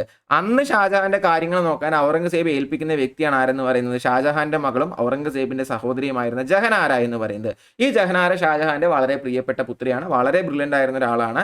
ആ കാലഘട്ടത്തിൽ ഷാജഹാന്റെ ഭരണ കാലഘട്ടത്തിൽ ഒരുപാട് ആർക്കിടെക്ചറൽ പ്രോജക്ട്സിന് നേതൃത്വം കൊടുത്ത അല്ലെങ്കിൽ അതിൽ പങ്കാളിയായിട്ടുള്ള വ്യക്തി കൂടിയാണ് ആരെന്ന് പറയുന്നത്, ജഹനാര എന്ന് പറയുന്നത്. ഷാജഹാനെ നമുക്കറിയാം golden age of Mughal architecture, Mughal ആർക്കിടെക്ചറിന്റെ സുവർണ കാലഘട്ടം എന്നറിയപ്പെടുന്നത് ആരുടെ കാലഘട്ടമാണ്, ഷാജഹാന്റെ കാലഘട്ടമാണ്. Golden age of Mughal architecture എന്നറിയപ്പെടുന്നത് ഷാജഹാന്റെ കാലഘട്ടമാണ്. അതുപോലെ തന്നെ ആർക്കിടെക്റ്റ് കിങ് എന്ന് ചോദിച്ചാലും നമ്മൾ പറയേണ്ടുന്ന ആരാണ്, ഷാജഹാനാണ് അല്ലെ. ചെങ്കോട്ട പോലെ, താജ്മഹൽ പോലെ ഒരുപാട് ഇന്നും നമ്മൾ എന്താ പറയുക, ഇന്ത്യക്ക് തലയുയർത്തി തന്നെ നിൽക്കാൻ പറ്റുന്ന ഒരുപാട് കൺസ്ട്രക്ഷൻസ് കംപ്ലീറ്റ് ചെയ്ത ആളാണ് ആരെന്ന് പറയുന്നത്, ഈ പറയുന്ന ഷാജഹാൻ എന്ന് പറയുന്നത്. അതുകൊണ്ട് തന്നെ golden age of Mughal architecture എന്നും ആർക്കിടെക്റ്റ് കിങ് എന്നും എന്ത് ചെയ്യാറുണ്ട്, നമ്മൾ പറയാറുണ്ട്. ഇദ്ദേഹത്തിന്റെ ടൂമ്പും ഈ പറയുന്ന ആഗ്ര ഫോർട്ടിലെ ജനലിലൂടെ നോക്കി അദ്ദേഹം കണ്ട താജ്മഹലിൽ തന്റെ ഭാര്യയോടൊപ്പം തന്നെയാണ് ആരെയും അടക്കം ചെയ്തിരിക്കുന്നത്, ഷാജഹാനെയും അടക്കം ചെയ്തിരിക്കുന്നത്. അതുകൊണ്ട് ആഗ്രയിൽ തന്നെയാണ് ആരുടെ ടൂമ്പും വരുന്നത്, ഷാജഹാന്റെ ടൂമ്പും വരുന്നത്, അല്ലെങ്കിൽ താജ്മഹലിൽ തന്നെയാണ് ഷാജഹാന്റെ ടൂമ്പ് എന്ന് എന്ത് ചെയ്യുക, ഒന്ന് ഓർത്ത് വെക്കുക. ഒറ്റ പോയിന്റൂടെ പറഞ്ഞ് ഞാൻ അവസാനിപ്പിക്കാം. ഷാജഹാന്റെ ബയോഗ്രഫിയാണ് ബാദ്ഷാ നാമ എന്ന് പറയുന്നത്. ഷാജഹാന്റെ മാത്രമല്ല, അദ്ദേഹത്തിന്റെ ഒരു ഭരണകാലഘട്ടത്തെ പറ്റിയും എല്ലാം സംസാരിക്കുന്ന ഒരു പുസ്തകമാണ് ബാദ്ഷാ നാമ എന്ന് പറയുന്നത്. ഇത് എഴുതിയ ആളുടെ പേരാണ് അബ്ദുൽ ഹമീദ് ലഹോറി എന്ന് പറയുന്നത്. SSCക്ക് ഇപ്പോൾ പലവട്ടം ചോദിച്ചിട്ടുണ്ട്, സോ ഉറപ്പായിട്ടും RRB വൈകാതെ ചോദിക്കും. RRBക്ക് ഞാൻ അങ്ങനെ കണ്ടിട്ടില്ല, എന്നാലും നോട്ട് ചെയ്ത് വെച്ചോ. ബാദ്ഷാ നാമ എന്ന് പറയുന്ന ഷാജഹാന്റെ കാലഘട്ടത്തെ പറ്റി വളരെ കാര്യമായി പ്രതിപാദിക്കുന്ന പുസ്തകം എഴുതിയ വ്യക്തിയുടെ പേരാണ് എന്തെന്ന് പറയുന്നത്, അബ്ദുൽ ഹമീദ് ലഹോറി എന്ന് പറയുന്നത്. അപ്പം എന്തായിരുന്നു ചോദ്യം, ഷാജഹാന്റെ ആർക്കിടെക്ചറൽ കാര്യങ്ങളിലൊക്കെ ഹെൽപ്പ് ചെയ്ത ഡോട്ടർ ആരാന്നുള്ളതായിരുന്നു. മകളുടെ പേര് ജഹനാര എന്നാണ്. ഒരു കഥയും കൂടെ ഞാൻ എക്സ്ട്രാ പറഞ്ഞു. ആഗ്ര ഫോർട്ടിൽ ഔറംഗസേബ് പിടിച്ച് ഷാജഹാനെ തടവിലിട്ടപ്പോൾ അന്ന് അദ്ദേഹത്തെ നോക്കാൻ ഏൽപ്പിച്ച വ്യക്തിമാർ തന്നെയാണ്, ജഹനാര തന്നെയാണ്. എവിടെയാണ് തടവിലിട്ടത് എന്നുള്ളതൊരു ചോദ്യമാണ്. ആരെയാണ് നോക്കാൻ ഏൽപ്പിച്ചത് രണ്ടാമത്തെ ചോദ്യമാണ്. തടവിലിട്ടത് ആഗ്ര ഫോർട്ടിൽ, നോക്കാൻ ഏൽപ്പിച്ചത് ജഹനാരയാണെന്ന് ഓർത്തു വയ്ക്കുക. പിന്നെ നമ്മൾ പറഞ്ഞത് ഈ ഷാജഹാന്റെ കാലഘട്ടത്തെ പറ്റിയൊക്കെ സംസാരിക്കുന്ന പുസ്തകമായിട്ടുള്ള ബാദ്ഷാ നാമ എന്ന് പറയുന്ന പുസ്തകം എഴുതിയ വ്യക്തിയുടെ പേര് അബ്ദുൽ ഹമീദ് ലഹോറി എന്നും കൂടി എന്ത് ചെയ്യുക, കറക്റ്റായിട്ട് ഓർത്തു വയ്ക്കുക. സെറ്റല്ലേ? എന്നാ പിടിച്ചോ അടുത്ത ചോദ്യം. ബാറ്റിൽ ഓഫ് ഹാൽഡിഗട്ട്, ഗട്ടാണ് കേട്ടോ മക്കളെ, അയ്യല്ല, Haldighati was fought in. Battle of Haldighati ഏത് വർഷമാണ് നടന്നതെന്നാണ് ചോദിച്ചിരിക്കുന്നത്. ഈ ബാറ്റിൽ ഓഫ് ഹാൽഡിഗട്ട് എന്ന് പറയുന്നത് അക്ബറാണ് ആക്ച്വലി എന്ത് ചെയ്യുന്നത്, ഫൈറ്റ് ചെയ്യുന്നത്. ബാറ്റിൽ ഓഫ് ഹാൽഡിഗട്ട് അക്ബറിന് വേണ്ടിയാണ് ഫൈറ്റ് ചെയ്യുന്നത്. ആരൊക്കെ തമ്മിലാണ് നടന്നതെന്ന് ചോദിച്ചു കഴിഞ്ഞാൽ റാണ പ്രതാപ് സിംഗ്, രജപുത്രന്മാർ അക്ബറിനെതിരെ മാർച്ച് ചെയ്യാൻ തുടങ്ങിയപ്പോൾ റാണ പ്രതാപ് സിംഗും വേഴ്സസ് അക്ബറിന്റെ ആർമി ലീഡ് ചെയ്തിരുന്ന വ്യക്തിയുടെ പേര് മാൻസിംഗ് എന്നുമാണ്. ഇവർ രണ്ടുപേരും കൂടെ നടക്കുന്ന ഒരു യുദ്ധമാണ് ഇതെന്ന് പറയുന്നത് ബാറ്റിൽ ഓഫ് ഹാൽഡിഗട്ട് എന്ന് പറയുന്നത്. ഇത് 1568 52 84 ഒന്നുമല്ല, ഇത് നടക്കുന്നത് 1576 എന്ത് ചെയ്യുന്നത് ബാറ്റിൽ ഓഫ് ഹാൽഡിഗട്ട് നടക്കുന്നത്. അക്ബറിന് വേണ്ടി മാൻസിംഗും രജപുത്ര രാജാവായിരുന്ന റാണ പ്രതാപ് സിംഗും തമ്മിൽ നടക്കുന്ന യുദ്ധമാണ് ഇതെന്ന് പറയുന്നത് ബാറ്റിൽ ഓഫ് ഹാൽഡിഗട്ട് എന്ന് പറയുന്നത്. അതിനു മുമ്പ് അക്ബറിന്റെ ഒരു ഫേമസ് യുദ്ധം എന്ന് പറയുന്നത് ബാറ്റിൽ ഓഫ് പാനിപ്പട്ട് 2 ആണ്. ബാറ്റിൽ ഓഫ് പാനിപ്പട്ട് 2 നടക്കുന്നത് 1556 അത് അക്ബർ വേഴ്സസ് ഹേമു എന്നാണ് നമ്മൾ പറയാറുള്ളത്. പക്ഷെ സത്യം പറഞ്ഞാൽ അക്ബർ കളത്തിൽ ഇറങ്ങുന്നില്ല. അക്ബർ എന്ന കൊച്ചു കുഞ്ഞാണ്. ഹേമുവായിട്ട് ഫൈറ്റ് ചെയ്യുകയും ആയുധത്തിൽ ആര് ജയിക്കുകയും ചെയ്യുന്നുണ്ട്, അക്ബർ ജയിക്കുകയും ചെയ്യുന്നുണ്ട് എന്ന് എന്ത് ചെയ്യുക, ഓർത്തുവയ്ക്കുക. അതും ഓർക്കാറുണ്ട്. 1556 പാനിപ്പട്ട് 2 നടക്കുന്നത്. 26 പാനിപ്പട്ട് 1 നടക്കുന്നത്. അത് നമ്മുടെ മറ്റേ ബാബറും ഇബ്രാഹിം ലോധിയ എന്നുള്ള കഥ എന്ത് ചെയ്തതാണ്, ഓൾറെഡി നമ്മൾ പറഞ്ഞതാണ്. 30 വർഷങ്ങൾക്ക് ശേഷം 56 പാനിപ്പട്ട് 2 അക്ബർ ഹേമു. അതുപോലെ അക്ബറിന്റെ മറ്റൊരു യുദ്ധം 1526 56 76 അല്ലെ, വേണമെങ്കിൽ നൈസായിട്ട് നമുക്ക് ഓർഡർ ചെയ്യാം. ഞാൻ ഇപ്പോഴാണ് ശ്രദ്ധിക്കുന്നത്. 26 1 പാനിപ്പട്ട്, 56 2 പാനിപ്പട്ട്, 76 എന്താണ് ഹാൽഡിഗട്ട് ആണെന്നും എന്ത് ചെയ്യുക, ഓർത്തുവയ്ക്കുക. ഹാൽഡിഗട്ടിൽ റാണ പ്രതാപ് സിംഗ് വേഴ്സസ് മാൻസിംഗ് അല്ലെങ്കിൽ അക്ബർ, രണ്ടും എന്ത് ചെയ്യാം ഓപ്ഷൻ ഉണ്ടാവും. കാരണം അക്ബറിന് വേണ്ടി കളത്തിലിറങ്ങുന്ന ആളാണ് ആരെന്ന് പറയുന്നത് മാൻസിംഗ് എന്ന് ഓർത്തുവയ്ക്കുക. മുഗൾ ആർമിയെ അന്ന് ലീഡ് ചെയ്യുന്ന ആളാണ് ആരെന്ന് പറയുന്നത് മാൻസിംഗ് എന്ന് ഓർത്തുവയ്ക്കുക. സെറ്റല്ലേ? എന്നാ പിടിച്ചോ അടുത്ത ചോദ്യം. Who was the last Mughal ruler of India? ഇന്ത്യയുടെ അവസാനത്തെ മുഗൾ ഭരണാധികാരി ആരായിരുന്നു? ഓൾറെഡി ഞാൻ സംസാരിച്ചതാണ്. 1857 ഒന്നാം സ്വാതന്ത്ര്യ സമരത്തെ ഇന്ത്യയുടെ ഭരണാധികാരി ആരായിരുന്നു എന്ന് ചോദിച്ചു കഴിഞ്ഞാലും, അവസാനത്തെ മുഗൾ ഭരണാധികാരി ആരായിരുന്നു എന്ന് ചോദിച്ചു കഴിഞ്ഞാലും, ഡൽഹി റിവോൾട്ടിന്റെ സമയത്ത് 1857 ഒന്നാം സ്വാതന്ത്ര്യ സമരത്തിന്റെ സമയത്ത് ഡൽഹിയിലെ ലീഡർഷിപ്പ് ആർക്കായിരുന്നു എന്ന് ചോദിച്ചു കഴിഞ്ഞാലും നിങ്ങൾ പറയേണ്ടുന്ന പേരാണ് എന്തെന്ന് പറയുന്നത് ബഹദൂർ ഷാ സെക്കൻഡ് എന്ന് എന്ത് ചെയ്യുക, ഓർത്തുവയ്ക്കുക. 1857 ഒന്നാം സ്വാതന്ത്ര്യ സമരത്തിന്റെ കാലത്ത് ഡൽഹിയിൽ നിന്ന് ലീഡർഷിപ്പ് കൊടുത്ത് 2 പേരാണ് നമ്മൾ പറയാറുള്ളത്. ഒന്ന് ബഹദൂർ ഷാ സഫറും, പേരിന് മാത്രമുള്ള ലീഡർ ആയിരുന്നു. പക്ഷെ അദ്ദേഹത്തിന്റെ വലങ്കൈ ആയിരുന്ന ഭക്ത് ഖാനാണ് എന്ത് ചെയ്യുന്നത്, മുന്നിൽ നിന്ന് നയിക്കുകയും ചെയ്യുന്നത്.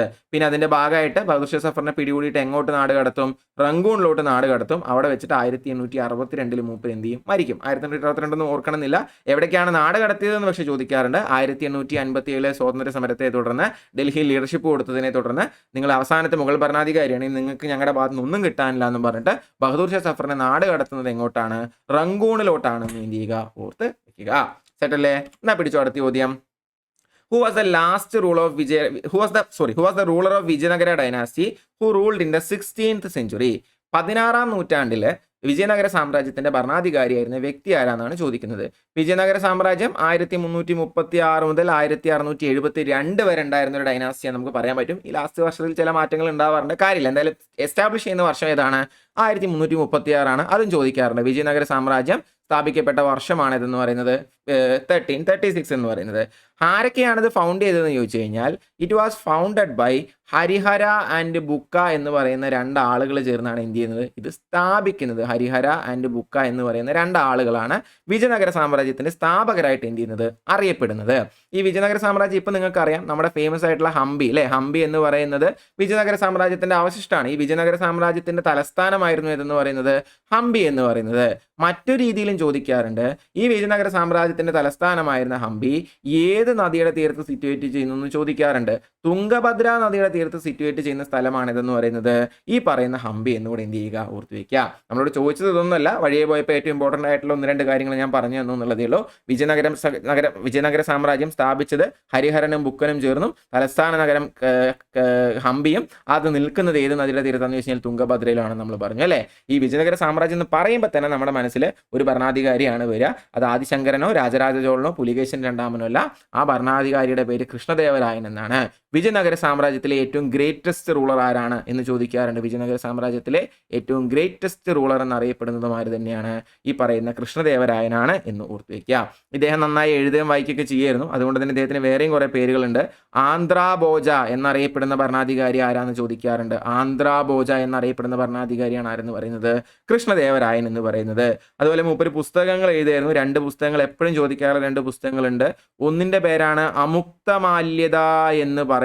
അമുക്തമാല്യത എന്ന് പറയുന്നത് തെലുങ്കിലെ മൂപ്പര് എഴുതിയ ഒരു കവിതയാണ്. ഇത് SSC ഒക്കെ ചോദിച്ചിട്ടുള്ള എങ്ങനെയാണ്, കൃഷ്ണദേവരായൻ എഴുതിയിട്ടുള്ള അമുക്തമാല്യത ഏത് ഭാഷയിലാന്ന് വരെ അവർ ചോദിച്ചിട്ടുണ്ട്. സോ നോട്ട് ചെയ്ത് വെക്കുക, അമുക്തമാല്യത തെലുങ്കിൽ എഴുതിയിട്ടുള്ളതാണ്. അതേസമയം വേറെ എഴുതിയിട്ടുള്ള 1-2 പുസ്തകങ്ങളാണ് ജാംബവതി കല്യാണവും ഉഷാഭരണവും. മക്കളത് കുറേ വട്ടം ചോദിച്ചിട്ടുള്ളതാണ്, ഇനിയും ചോദിക്കും. ജാംബവതി കല്യാണം, ഉഷാപരിണയം എന്ന് പറയുന്ന 2 പുസ്തകങ്ങൾ മൂപ്പർ എഴുതിയത് സാൻസ്ക്രിറ്റിലാണ്. ഈ ഉഷാപരിണയവും ജാമ്പവതി കല്യാണം എന്തിലാണ് എഴുതിയത്? സാൻസ്ക്രിറ്റിലാണ് എഴുതിയത്. ഇതും ആരുടെ ബുക്ക് തന്നെയാണ്? കൃഷ്ണദേവരായരുടെ പുസ്തകമാണ്. ഏറ്റവും കൂടുതൽ ചോദിക്കാറുള്ളത് ഈ ബുക്കിൽ ഏതെങ്കിലും ഒരെണ്ണം തന്നിട്ട് അമുക്തമാല്യത എന്നോ ജാമ്പവതി കല്യാണമെന്നോ ഉഷാപരിണയെന്നോ തന്നിട്ട് ഇതിൻ്റെ ഓർഡർ ആരാന്ന് ചോദിക്കും. നമ്മൾ നോക്കുമ്പോൾ ഓപ്ഷനിൽ കൃഷ്ണദേവരായ കാണുമ്പോൾ നമ്മൾ വിചാരിക്കും ഇയാൾ രാജാവല്ല, ഇയാളതൊന്നും എഴുതിയിട്ടുണ്ടാവില്ല എന്നുള്ളത്. പക്ഷേ ഓർഡർ ആരാണ്? കൃഷ്ണദേവരായരാണെന്ന് ഓർത്ത് വയ്ക്കുക. അപ്പോൾ നമ്മൾ എന്തൊക്കെയാണ് പറഞ്ഞത്? വിജയനഗര സാമ്രാജ്യം 16-ാം നൂറ്റാണ്ടിൽ ഭരിച്ച ഭരണാധികാരിയാണ് കൃഷ്ണദേവരായ എന്ന് പറയുന്നത്. വിജയനഗര സാമ്രാജ്യം സ്ഥാപിതമാവുന്നത് 1336 സ്ഥാപിച്ച ആളുകളുടെ പേര് ഹരിഹരൻ എന്നും ബുക്ക എന്നുമാണ്. അവരുടെ ക്യാപിറ്റൽ ഹംപിയിലായിരുന്നു. ഹംപി തുംഗഭദ്ര നദിയുടെ തീരത്താണ്, കർണാടകയിലാണ്. പറയേണ്ട കാര്യമില്ലല്ലോ, അതും ചോദ്യമായിട്ട് വരാറുള്ളതാണ്. ഹംപി എവിടെയുള്ളത്? കർണാടകയിലാണുള്ളത്. ഈ കൃഷ്ണദേവരായരുടെ വിളിപ്പേരാണ് ആന്ധ്രാഭോജ എന്ന് പറയുന്നത്. മൂപ്പര് ഭരിക്കുന്നത് 1509 മുതൽ 1529 വരെയാണ്. അപ്പോൾ അതിനൊരു കാര്യം മനസ്സിലാക്കണം, 1526 എന്ത് ചെയ്യുന്നത്? മുഗൾ സാമ്രാജ്യം സ്ഥാപിതമാവുന്നത്. സോ അങ്ങനെയും ചോദിക്കാറുണ്ട്. താഴെ തന്നിട്ടുള്ളതിൽ ബാബറിന്റെ കോണ്ടംപററി ആയിരുന്ന ഭരണാധികാരി ആരാന്ന് ചോദിക്കാറുണ്ട്. കോണ്ടംപററി എന്ന് വെച്ച് കഴിഞ്ഞാൽ സമകാലീനർ, ഒരേ കാലത്ത് താമസിക്കുന്നത്. അപ്പോൾ ബാബർ മുഗൾ സാമ്രാജ്യം സ്ഥാപിക്കുമ്പോൾ വിജയനഗര സാമ്രാജ്യത്തിലെ ഭരണാധികാരി ആരാണ്? കൃഷ്ണദേവരായരാണ്. അങ്ങനെയും ഒരു വട്ടം ചോദ്യം കണ്ടിട്ടുണ്ട്. സോ അതും എന്ത് ചെയ്യുക? ഓർത്ത് വയ്ക്കുക. എന്തായാലും പറഞ്ഞു വന്നത്, ആന്ധ്രാഭോജ എന്നുള്ള വിളിപ്പേരുണ്ട്. അമുക്തമാല്യത എന്നും ജാമ്പവതി കല്യാണം എന്നും ഉഷാപരിണയം എന്നും പുസ്തകങ്ങൾ എഴുതിയിട്ടുണ്ട്. അമുക്തമാല്യത തെലുങ്കിലാണെങ്കിൽ ജാമ്പവതി കല്യാണവും ഉഷാപരിണയവും ഏതാണ്? സംസ്കൃതത്തിലാണെന്നും എന്ത് ചെയ്യുക? ഓർത്ത് വയ്ക്കുക. ഞാൻ പല ക്ലാസ്സിൽ ഇപ്പോൾ റിക്വസ്റ്റ് ചെയ്യുന്ന ചോദിക്കുന്നതാണ്. എങ്കിലും ഞാൻ വീണ്ടും ചോദിക്കണം. എനിക്ക് തന്നെ ഇത്രയും എക്സ്ട്രാ പോയിന്റ്സ് പറയുമ്പോൾ നിങ്ങൾക്കത് ഭയങ്കരമായിട്ട് എന്താ പറയുക, ഓവർലോഡ് ആവുമോ എന്ന് എനിക്കൊരു പേടി വരാറുണ്ട്. ഇപ്പം തന്നെ ഇതൊന്നും ഇവിടെ പറയേണ്ട കാര്യമില്ല. എനിക്ക് വെറുതെ ചോദ്യം വായിച്ച് കൃഷ്ണദേവരായ എന്ന് പറഞ്ഞ് പോയാൽ മതി. അപ്പോൾ ഇത് ഓവർലോഡ് എല്ലായ്പ്പോഴും മിക്കപ്പോഴും കിട്ടാറുള്ള നമുക്ക് നല്ല ഒപ്പീനിയൻ തന്നെയാണെങ്കിൽ എക്സ്ട്രാ പോയിന്റ്സ് പറയണം എന്ന് തന്നെയാണ് പറയുക. എന്നിരിക്കലും ഞാൻ വീണ്ടും റിക്വസ്റ്റ് ചെയ്യണം, ഈ എക്സ്ട്രാ പോയിന്റ്സ് ഞാൻ പറയുന്നത് കുറയ്ക്കേണ്ടതോ എന്തെങ്കിലും മാറ്റം വരുത്തേണ്ടതോ ഉണ്ടെങ്കിൽ ദയവ് ചെയ്ത് താഴെ കമന്റ് സെക്ഷനിൽ അറിയിക്കുക. ഇത്രയും നേരം കണ്ട ആളുകളാണെങ്കിൽ അത് ആത്മാർത്ഥമായിട്ട് കാണുന്ന ആളുകളാണെന്ന് എനിക്ക് ഉത്തമമായ വിശ്വാസമുണ്ട്. അത് ദയവ് ചെയ്തൊന്ന് നമ്മൾ അറിയിക്കുക. ഗ്രൂപ്പുകൾ വഴിയോ പറ്റുമെങ്കിൽ താഴെ കമൻറ്റ് ചെയ്തിട്ട് എങ്ങനെയാണെന്ന് വെച്ചാൽ നിങ്ങളുടെ സൗകര്യം പോലെ അതൊന്ന് നമ്മൾ അറിയിക്കുക. അതിനനുസരിച്ചാണ് എന്ത് ചെയ്യാൻ പറ്റുക, നമുക്ക് ഈ ക്ലാസ്സുകൾ എടുക്കുന്ന രീതിയിൽ മാറ്റം വരുത്താനായിട്ട് പറ്റുക. സോ യൂസ്ഫുൾ ആണെങ്കിൽ അതും, അല്ല അത്രയൊന്നും പറയേണ്ട, വെറുതെ വായിച്ചു പോയാൽ മതി എന്നാണെങ്കിൽ അതും എന്ത് ചെയ്യുക, നമ്മളെ ഒന്ന് എന്തായാലും എന്ത് ചെയ്യുക, അറിയിക്കുക. അപ്പോൾ ആ ചോദ്യം കിട്ടിയില്ലേ? അടുത്തതിലോട്ട് പോട്ടെ. എന്നാ പിടിച്ചോ അടുത്ത ചോദ്യം. Who founded the Bahmani kingdom? ആരാണ് ബാഹ്മനി കിങ്ഡം സ്ഥാപിച്ചതെന്നാണ് എഴുതിയിരിക്കുന്നത്, ചോദിച്ചിരിക്കുന്നത്. ബാഹ്മനി കിങ്ഡം എന്ന് പറയുന്നത് നമ്മുടെ ഇപ്പോഴത്തെ കർണാടകയും ആന്ധ്രയുടെ കുറച്ച് ഭാഗമൊക്കെ ഉണ്ടായിരുന്ന ഒരു സ്ഥലമാണ്. ഏതെന്ന് പറയുന്നത് തെലുങ്കാനയുടെ ഒക്കെ കുറച്ച് ഭാഗം ഉണ്ടായിരുന്ന ഭാഗമാണ് ഇതെന്ന് പറയുന്നത് ബാഹ്മനി കിങ്ഡം എന്ന് പറയുന്നത്. ഇത് സ്റ്റാർട്ട് ചെയ്ത ആളുടെ പേര് അലാവുദ്ദീൻ ബാഹ്മൻ ഷാ എന്നാണ്. മൂപ്പര് കിരീടധാരണം നടന്നപ്പോൾ മാറ്റുന്ന പേരാണ് ബാഹ്മൻ ഷാ. അങ്ങനെയാണ് ബാഹ്മനി കിങ്ഡം ഉണ്ടാവുന്നത്. ആളുടെ ശരിക്കും പേരെന്താണ്? ഹസൻ ഗാംഗു എന്നാണ് മൂപ്പരുടെ എന്തെന്ന് പറയുന്നത് ശരിക്കും പേരെന്ന് പറയുന്നത്. 1347 ഇവർ ഈ ബാഹ്മനി കിങ്ഡം സ്ഥാപിക്കുന്നത്. ഈ ബാഹ്മനിയും വിജയനഗരം സ്ഥിരം അങ്ങോട്ടും ഇങ്ങോട്ടും എന്തായിരുന്നു, അടി തന്നെയായിരുന്നു. എന്തായാലും ബാഹ്മനി കിങ്ഡം സ്ഥാപിച്ചത് ബാഹ്മൻ ഷാ ആണ്, അലാവുദ്ദീൻ ബാഹ്മൻ ഷാ ആണ്, ഹസൻ ഗാംഗു എന്നറിയപ്പെടുന്നു. ഇവരൊക്കെ ഈ പറയുന്ന വിജയനഗര സാമ്രാജ്യത്തിന്റെ ആളുകളായാലും അതുപോലെ തന്നെ ബാഹ്മനി കിങ്ഡത്തിന്റെ ആളുകളായാലും ഇവരെല്ലാം തുഗ്ലക്കിന്റെ അണ്ടറിൽ ഉണ്ടായിരുന്ന ആളാണ്. അവിടെ കലാപവും കാര്യങ്ങളൊക്കെ നടക്കുമ്പോൾ അവിടെ നിന്ന് നൈസായിട്ട് മുങ്ങി വന്നിട്ട് നമ്മുടെ സൗത്ത് ഇന്ത്യയിൽ വന്ന് സ്ഥാപിക്കുന്ന രണ്ട് ഡൈനാസ്റ്റികളാണ് ഇതെന്ന് പറയുന്നത്. വിജയനഗര സാമ്രാജ്യം ആയാലും അതുപോലെ തന്നെ ബാഹ്മനി കിങ്ഡം എന്ന് പറയുന്നത്. വിജയനഗര സാമ്രാജ്യം സ്ഥാപിച്ചു നമ്മൾ പറഞ്ഞത് 1336 ബാഹ്മനി കിങ്ഡം 347. അതാ ഞാൻ പറഞ്ഞ ഏകദേശം ഒരേ കാലഘട്ടത്തിൽ സ്ഥാപിക്കപ്പെടുന്ന അത്യാവശ്യം പവർഫുൾ ആയി തീർന്ന രണ്ട് ഡൈനാസ്റ്റീസ് ആണ് ഇതെന്ന് പറയുന്നത്. വിജയനഗര സാമ്രാജ്യമായാലും ബാഹ്മനി കിങ്ഡം ആയാലും എന്ത് ചെയ്യുക, ഓർത്ത് വെക്കുക. സെറ്റല്ലേ? എന്നാ പിടിച്ചോ അടുത്ത ചോദ്യം. Who has built the Hawa Mahal? Hawa Mahal എവിടെയുള്ളത്? ജയ്പൂരിലാണുള്ളത് അല്ലേ. ഹവാമഹൽ പണി കഴിപ്പിച്ചത് ആരാന്നാണ് ചോദിച്ചേക്കുന്നത്.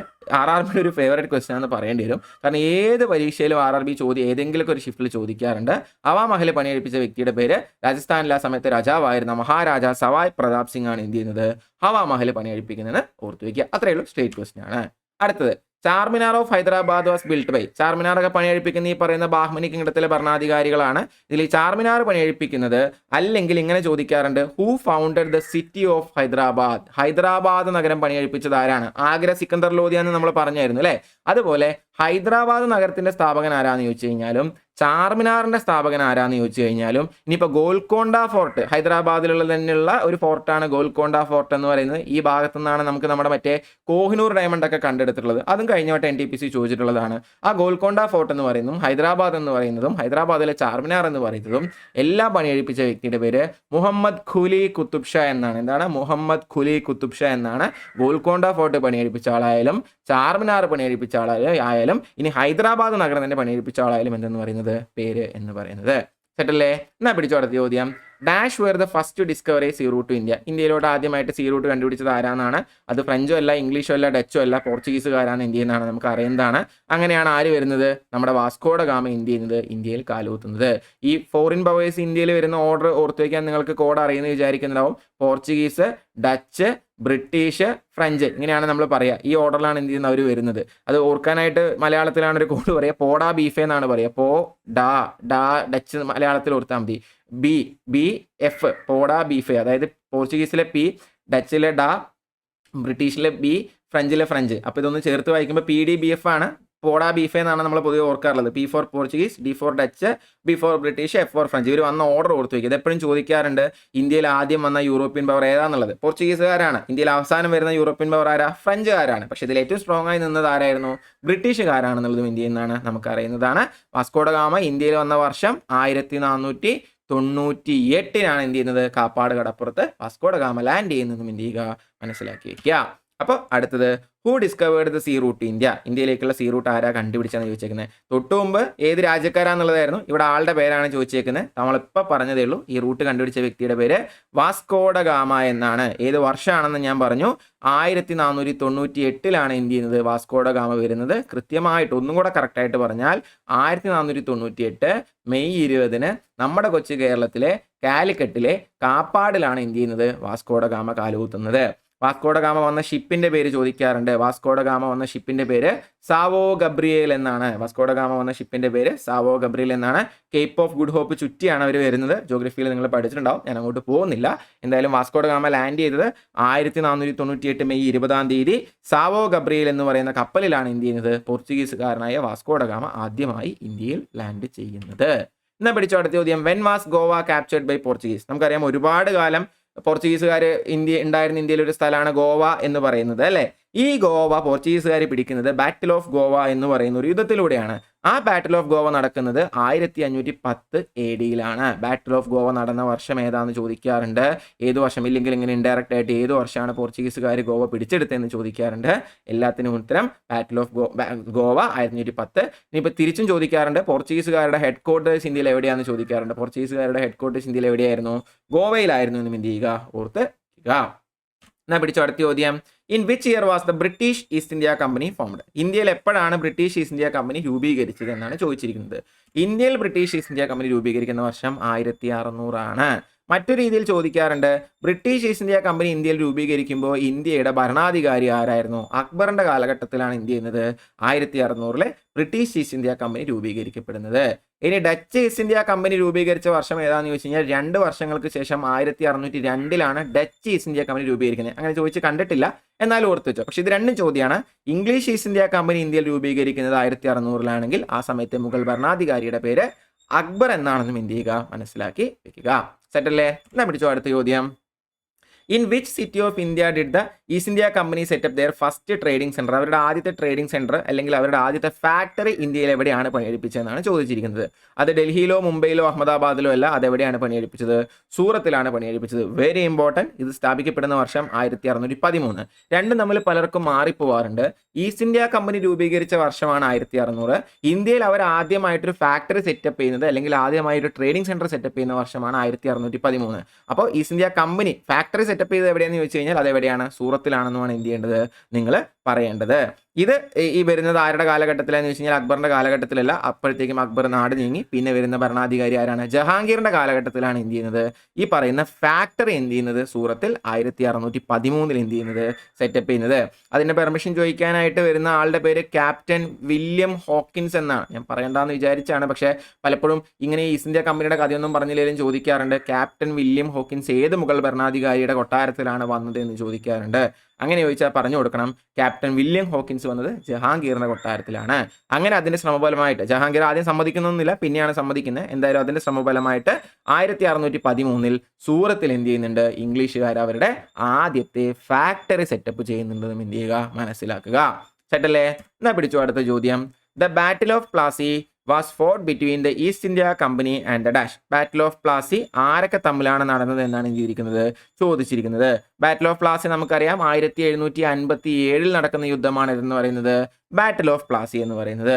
ഇത് ആരൊക്കെ തമ്മിലായിരുന്നു എന്ന് ചോദിച്ചു കഴിഞ്ഞാൽ ബ്രിട്ടീഷ് ഈസ്റ്റ് ഇന്ത്യ കമ്പനിയും ബംഗാളിലെ നവാബും തമ്മിലായിരുന്നു യുദ്ധം നടന്നത്. ബ്രിട്ടീഷ് ഈസ്റ്റ് ഇന്ത്യ കമ്പനിയും ബംഗാളിലെ നവാബും തമ്മിൽ നടക്കുന്ന എന്താ പറയുക ആംഗ്ലോ ബംഗാൾ വാറുകളിൽ ഒന്നാണ് ഇതെന്ന് പറയുന്നത് ബാറ്റിൽ ഓഫ് പ്ലാസി എന്ന് പറയുന്നത്. ബ്രിട്ടീഷുകാർ അവരുടെ ഭരണത്തിന് ഇന്ത്യയിൽ അടിത്തറയിടുന്ന യുദ്ധം കൂടിയാണ് ഇതെന്ന് പറയുന്നത് ബാറ്റിൽ ഓഫ് പ്ലാസി എന്ന് പറയുന്നത്. ഇതാ സമയത്ത് ബംഗാളിലെ നവാബായിരുന്ന സിറാജുദ്ദൗളയും അതുപോലെ തന്നെ ബ്രിട്ടീഷ് ആർമിയും തമ്മിൽ നടന്ന യുദ്ധമാണ് ഇതെന്ന് പറയുന്നത് ഈ പറയുന്ന ബാറ്റിൽ ഓഫ് പ്ലാസി എന്ന് പറയുന്നത്.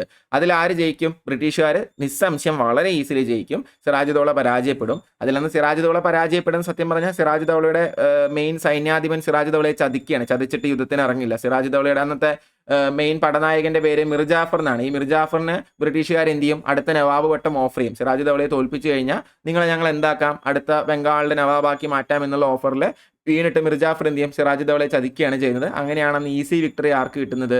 ബ്രിട്ടീഷുകാർക്ക് കിട്ടുന്നത്. എന്തായാലും ഇങ്ങനെയും ചോദിക്കാറുണ്ട്, ബ്രിട്ടീഷ് ഭരണത്തിന് ഇന്ത്യയിൽ അടിത്തറയിട്ട യുദ്ധം ഏതാണെന്നുള്ളത്. ബ്രിട്ടീഷ് ഭരണത്തിന് ഇന്ത്യയിൽ അടിത്തറയിട്ട യുദ്ധം ബാറ്റിൽ ഓഫ് പ്ലാസിയാണ്. ബിക്കോസ് ഈ യുദ്ധത്തിന് ശേഷമാണ് അവരൊരു കൊമേഴ്ഷ്യൽ പവർ എന്നുള്ളതിൽ നിന്ന് മാറി ഒരു ടെറിട്ടോറിയൽ പവറായിട്ട് മാറാനുള്ള കാര്യങ്ങൾ എന്ത് ചെയ്യുന്നത്? അവർ തീരുമാനാക്കുന്നതും അവർ ചെയ്യുന്നതും. അങ്ങനെ ബാറ്റിൽ ഓഫ് പ്ലാസി എന്ന് പറയുന്ന യുദ്ധം ഇന്ത്യയിൽ എന്ത് ചെയ്തു? ബ്രിട്ടീഷ് ഭരണത്തിന് അടിത്തറയിട്ടു. Which happened in 1757. ആരൊക്കെ തമ്മിൽ നടന്നു? ബ്രിട്ടീഷ് ഈസ്റ്റ് ഇന്ത്യ കമ്പനിയും അതുപോലെ തന്നെ നവാബ് ഓഫ് ബംഗാളാക സിറാജുദ്ദൗളയും തമ്മിൽ എന്ത് ചെയ്തു? നടന്നു. സിറാജുദ്ദൗള തോറ്റു. ബ്രിട്ടീഷുകാർ എന്ത് ചെയ്തു? ജയിക്കുകയും ചെയ്തു. എന്ത് ചെയ്യുക? ഓർത്ത് വെക്കുക.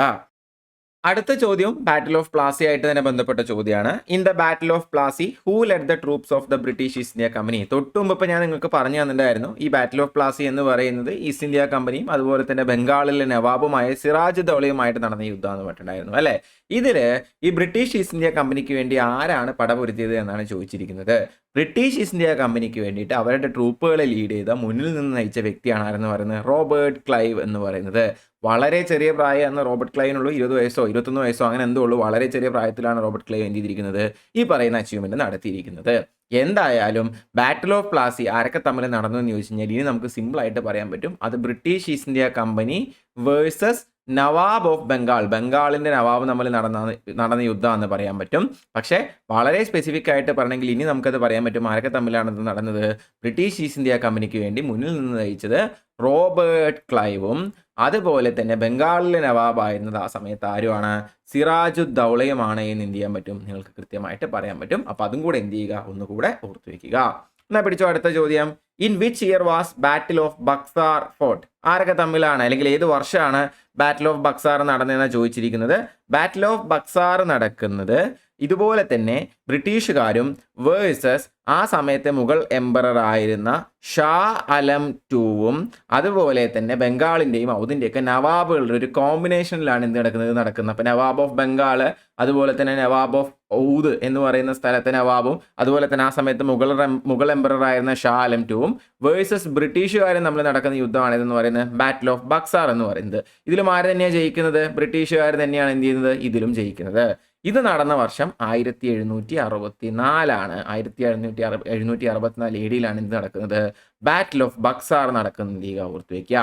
അന്ന് ബ്രിട്ടീഷുകാർക്ക് വേണ്ടി പടവരുന്ന അല്ലെങ്കിൽ ലീഡ് ചെയ്യുന്ന വ്യക്തിയുടെ പേര് ഹെക്ടർ മുൺറോ എന്നാണ്. എവിടെയും ചോദിച്ച് കണ്ടിട്ടില്ല, ജസ്റ്റ് ഒന്ന് നോട്ട് ചെയ്ത് വെച്ചോളൂ. ഹെക്ടർ മുൺറോ ആണ് എന്ത് ചെയ്യുന്നത്? ബാറ്റിൽ ഓഫ് ബക്സാറിൽ ബ്രിട്ടീഷുകാർക്ക് വേണ്ടി ലീഡ് ചെയ്യുന്നത്.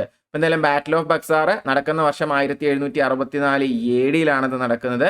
ബ്രിട്ടീഷുകാർക്ക് വേണ്ടി അന്ന് പടപൊരുന്നത് ഹെക്ടർ മുൺറോ ആണ്. ബ്രിട്ടീഷുകാരും ഷാ ആലം രണ്ടാമനും അതുപോലെ തന്നെ ബംഗാളിൻ്റെയും ഔദിൻ്റെയും നവാബും ഒക്കെ ചേർന്നിട്ടുള്ള ഒരു കോമ്പിനേഷനാണ് എന്ത് ചെയ്യുന്നത്? അന്ന് അവിടെ യുദ്ധം നടക്കുന്നത്. പിന്നെ ഇനിയിപ്പോൾ ഇതിൽ വർഷം നോക്കുകയാണെന്നുണ്ടെങ്കിൽ ഓൾറെഡി നമ്മൾ പറഞ്ഞതാണ് 1576 AD എന്ത് നടക്കുന്നത്? ബാറ്റിൽ ഓഫ് ഹാൽഡിഗട്ട് നടക്കുന്നത് നമ്മൾ പറഞ്ഞു. 1761 AD പറയാനാണെന്നുണ്ടെങ്കിൽ തേർഡ് ബാറ്റിൽ ഓഫ് പാനിപ്പട്ട് എന്ത് ചെയ്യുന്നത്? 1761 എന്ത് ചെയ്യുന്നത്? നടക്കുന്നതും എന്ത് ചെയ്യുക? ഓർത്ത് വയ്ക്കുക അല്ലേ. 1526 ഒന്നാമത്തേത്, 1556 രണ്ടാമത്തേത്, 1761 ഏതാണ്? മൂന്നാമത്തേതാണെന്നും എന്ത് ചെയ്യുക? കറക്റ്റായിട്ട് ഓർത്ത് വയ്ക്കുക. അടുത്ത ചോദ്യം. Colonial rule was first established. ബ്രിട്ടീഷുകാർ അവരുടെ കൊളോണിയൽ റൂൾ, അവരുടെ ഭരണം എവിടെയാണ് ആദ്യമായിട്ട് എന്ത് ചെയ്തത്? സ്ഥാപിച്ചെന്ന് ചോദിച്ചേക്കുന്നത്. സൂറത്തിലോ ഡൽഹിയിലോ ബോംബെയിലോ അല്ല. ബ്രിട്ടീഷുകാർ അവരുടെ കൊളോണിയൽ റൂള് ആദ്യം സ്ഥാപിച്ചത് ഏതാണ്? ബംഗാളിലാണ് എന്ത് ചെയ്യുന്നത്? അവരത് സ്ഥാപിക്കുന്നത്. അടുത്ത ചോദ്യം. According to the dash Indian rulers were not allowed to have their independent armed forces by the East India Company. ഒരു നിയമം ബ്രിട്ടീഷുകാർ കൊണ്ടുവരുന്നുണ്ട്. അത് കൊണ്ടുവന്ന ആളുടെ പേര് എപ്പോഴും ചോദിക്കാറുള്ളതാണ്. ലോർഡ് വെല്ലസ്ലിയാണ് എന്ത് ചെയ്യുന്നത്, അത് കൊണ്ടുവരുന്നത്. മൂപ്പര് കൊണ്ടുവന്നൊരു നിയമത്തിലൂടെ ഇന്ത്യൻ ഭരണാധികാരികൾക്ക് അവരുടെ കൊട്ടാരത്തിൽ അല്ലെങ്കിൽ അവരുടെ ഭാഗമായിട്ട് ഒരു ആർമിയെ കീപ്പ് ചെയ്യാൻ പറ്റാത്തൊരു സിറ്റുവേഷൻ എന്ത് ചെയ്യുന്നുണ്ട്, ഉണ്ടാവുന്നുണ്ട്. ഏത് സിസ്റ്റം ആയിരുന്നു അത് എന്നാണ് എന്ത് ചെയ്തിരിക്കുന്നത്, ചോദ്യത്തിൽ ചോദിച്ചിരിക്കുന്നത്. ആ സിസ്റ്റത്തിന്റെ പേര് സബ്സിഡിയറി അലയൻസ് സിസ്റ്റം എന്നാണ്. എന്താണ് ഈ സബ്സിഡിയറി അലയൻസ് സിസ്റ്റം എന്ന് ചോദിച്ചു കഴിഞ്ഞാൽ, ഒരു ഒരു ഒരു ഇന്ത്യൻ ഭരണാധികാരിക്കും എന്ത് ചെയ്യില്ല, സ്വന്തമായിട്ട് ആർമിയെ കീപ്പ് ചെയ്യേണ്ട ആവശ്യമില്ല. ഇവരും ബ്രിട്ടീഷുകാരും തമ്മിലൊരു ഉടമ്പടിയാണ്. എന്താണ് ഉടമ്പടി എന്ന് വെച്ച് കഴിഞ്ഞാൽ, ഇവർക്ക് വേണ്ടുന്ന ആർമി എന്ത് ചെയ്യും, ബ്രിട്ടീഷ് സപ്ലൈ ചെയ്യും. ഇവർക്ക് വേണ്ടുന്ന ഇപ്പോൾ ഒരു രാജ്യം അവിടെ 1000 പടയാളികൾ ആവശ്യമുണ്ടെങ്കിൽ ഈ 1000 പടയാളികൾ ആര് കൊടുക്കും, ബ്രിട്ടീഷ് ഗവൺമെന്റ് കൊടുക്കും. പക്ഷെ ഒരു കണ്ടീഷനേ ഉള്ളൂ, ഈ 1000 പടയാളികളുടെ ചെല്ലും ചെലവും, അവരുടെ ഭക്ഷണം, അവരുടെ താമസം, അവരുടെ ശമ്പളം, അങ്ങനെയുള്ള കാര്യങ്ങളെല്ലാം എന്ത് ചെയ്യണം, ഈ ഭരണാധികാരികൾ നോക്കണം. മാത്രമല്ല അതിൽ അടുത്ത കണ്ടീഷൻ എന്ന് പറയുന്നത്, ഇവർക്ക് സ്വന്തമായിട്ട് എന്ത് ചെയ്യാൻ പറ്റില്ല, ഒരു പടയാളികളെ മെയിൻറ്റെയിൻ ചെയ്യാൻ പറ്റില്ല. മാത്രമല്ല ഇവരുടെ പെർമിഷൻ ഇല്ലാതെ ബാക്കിയുള്ളിടത്തൊന്നും പോയി യുദ്ധം ചെയ്യാനോ അവരുമായിട്ട് കണക്ട് ചെയ്യാനോ കാര്യങ്ങൾ ചെയ്യാനോ ഒന്നും പറ്റില്ല. ഒറ്റ നോട്ടത്തിൽ നോക്കുമ്പോൾ ബ്രിട്ടീഷുകാർ നമുക്ക് പടയാളികളെ തരും കൊള്ളാലോ പരിപാടി എന്ന് തോന്നുമെങ്കിലും ഇത് ബ്രിട്ടീഷുകാരുടെ വളരെ കുതന്ത്ര ബുദ്ധിയായിരുന്നു എന്നാണ് എന്ത് ചെയ്യുന്നത്, ഹിസ്റ്റോറിയൻസ് ഇപ്പോൾ പറയുന്നത്. കാരണം സ്വന്തമായിട്ട് പടയാളികളില്ല. ഈ പടയാളികൾ എപ്പോഴും കൂറ് കാണിക്കുക ആരോടായിരിക്കും, ബ്രിട്ടീഷുകാരോടായിരിക്കും. അപ്പം ഒരു കൂലിപ്പടയാളികൾ പോലെയാണ് എന്ത് ചെയ്യുന്നത്, ഈ രാജാവിൻ്റെ തലവരെ നിൽക്കുന്നത്. അപ്പം എന്തായാലും അത്തരത്തിൽ സ്വന്തമായി ആംഡ് ഫോഴ്സസ്, സ്വന്തമായി പടയാളികളെ മെയിൻറ്റെയിൻ ചെയ്യാത്തൊരു രീതിയിലേക്ക് ഇന്ത്യൻ ഭരണാധികാരികളെ കൊണ്ടുവന്ന സിസ്റ്റത്തെയാണ് നമ്മൾ എന്തെന്ന് പറയുന്നത്, സബ്സിഡിയറി അലയൻസ് സിസ്റ്റം എന്ന് പറയുന്നത്. അത് ഇൻട്രൊഡ്യൂസ് ചെയ്ത വ്യക്തിയുടെ പേരെന്താണ്, ലോർഡ് വെല്ലസ്ലി എന്നാണ് നമ്മൾ എന്ത് ചെയ്യുക, ഓർത്ത് വെക്കുക. സെറ്റല്ലേ? എന്നാ പിടിച്ചോ അടുത്ത ചോദ്യം.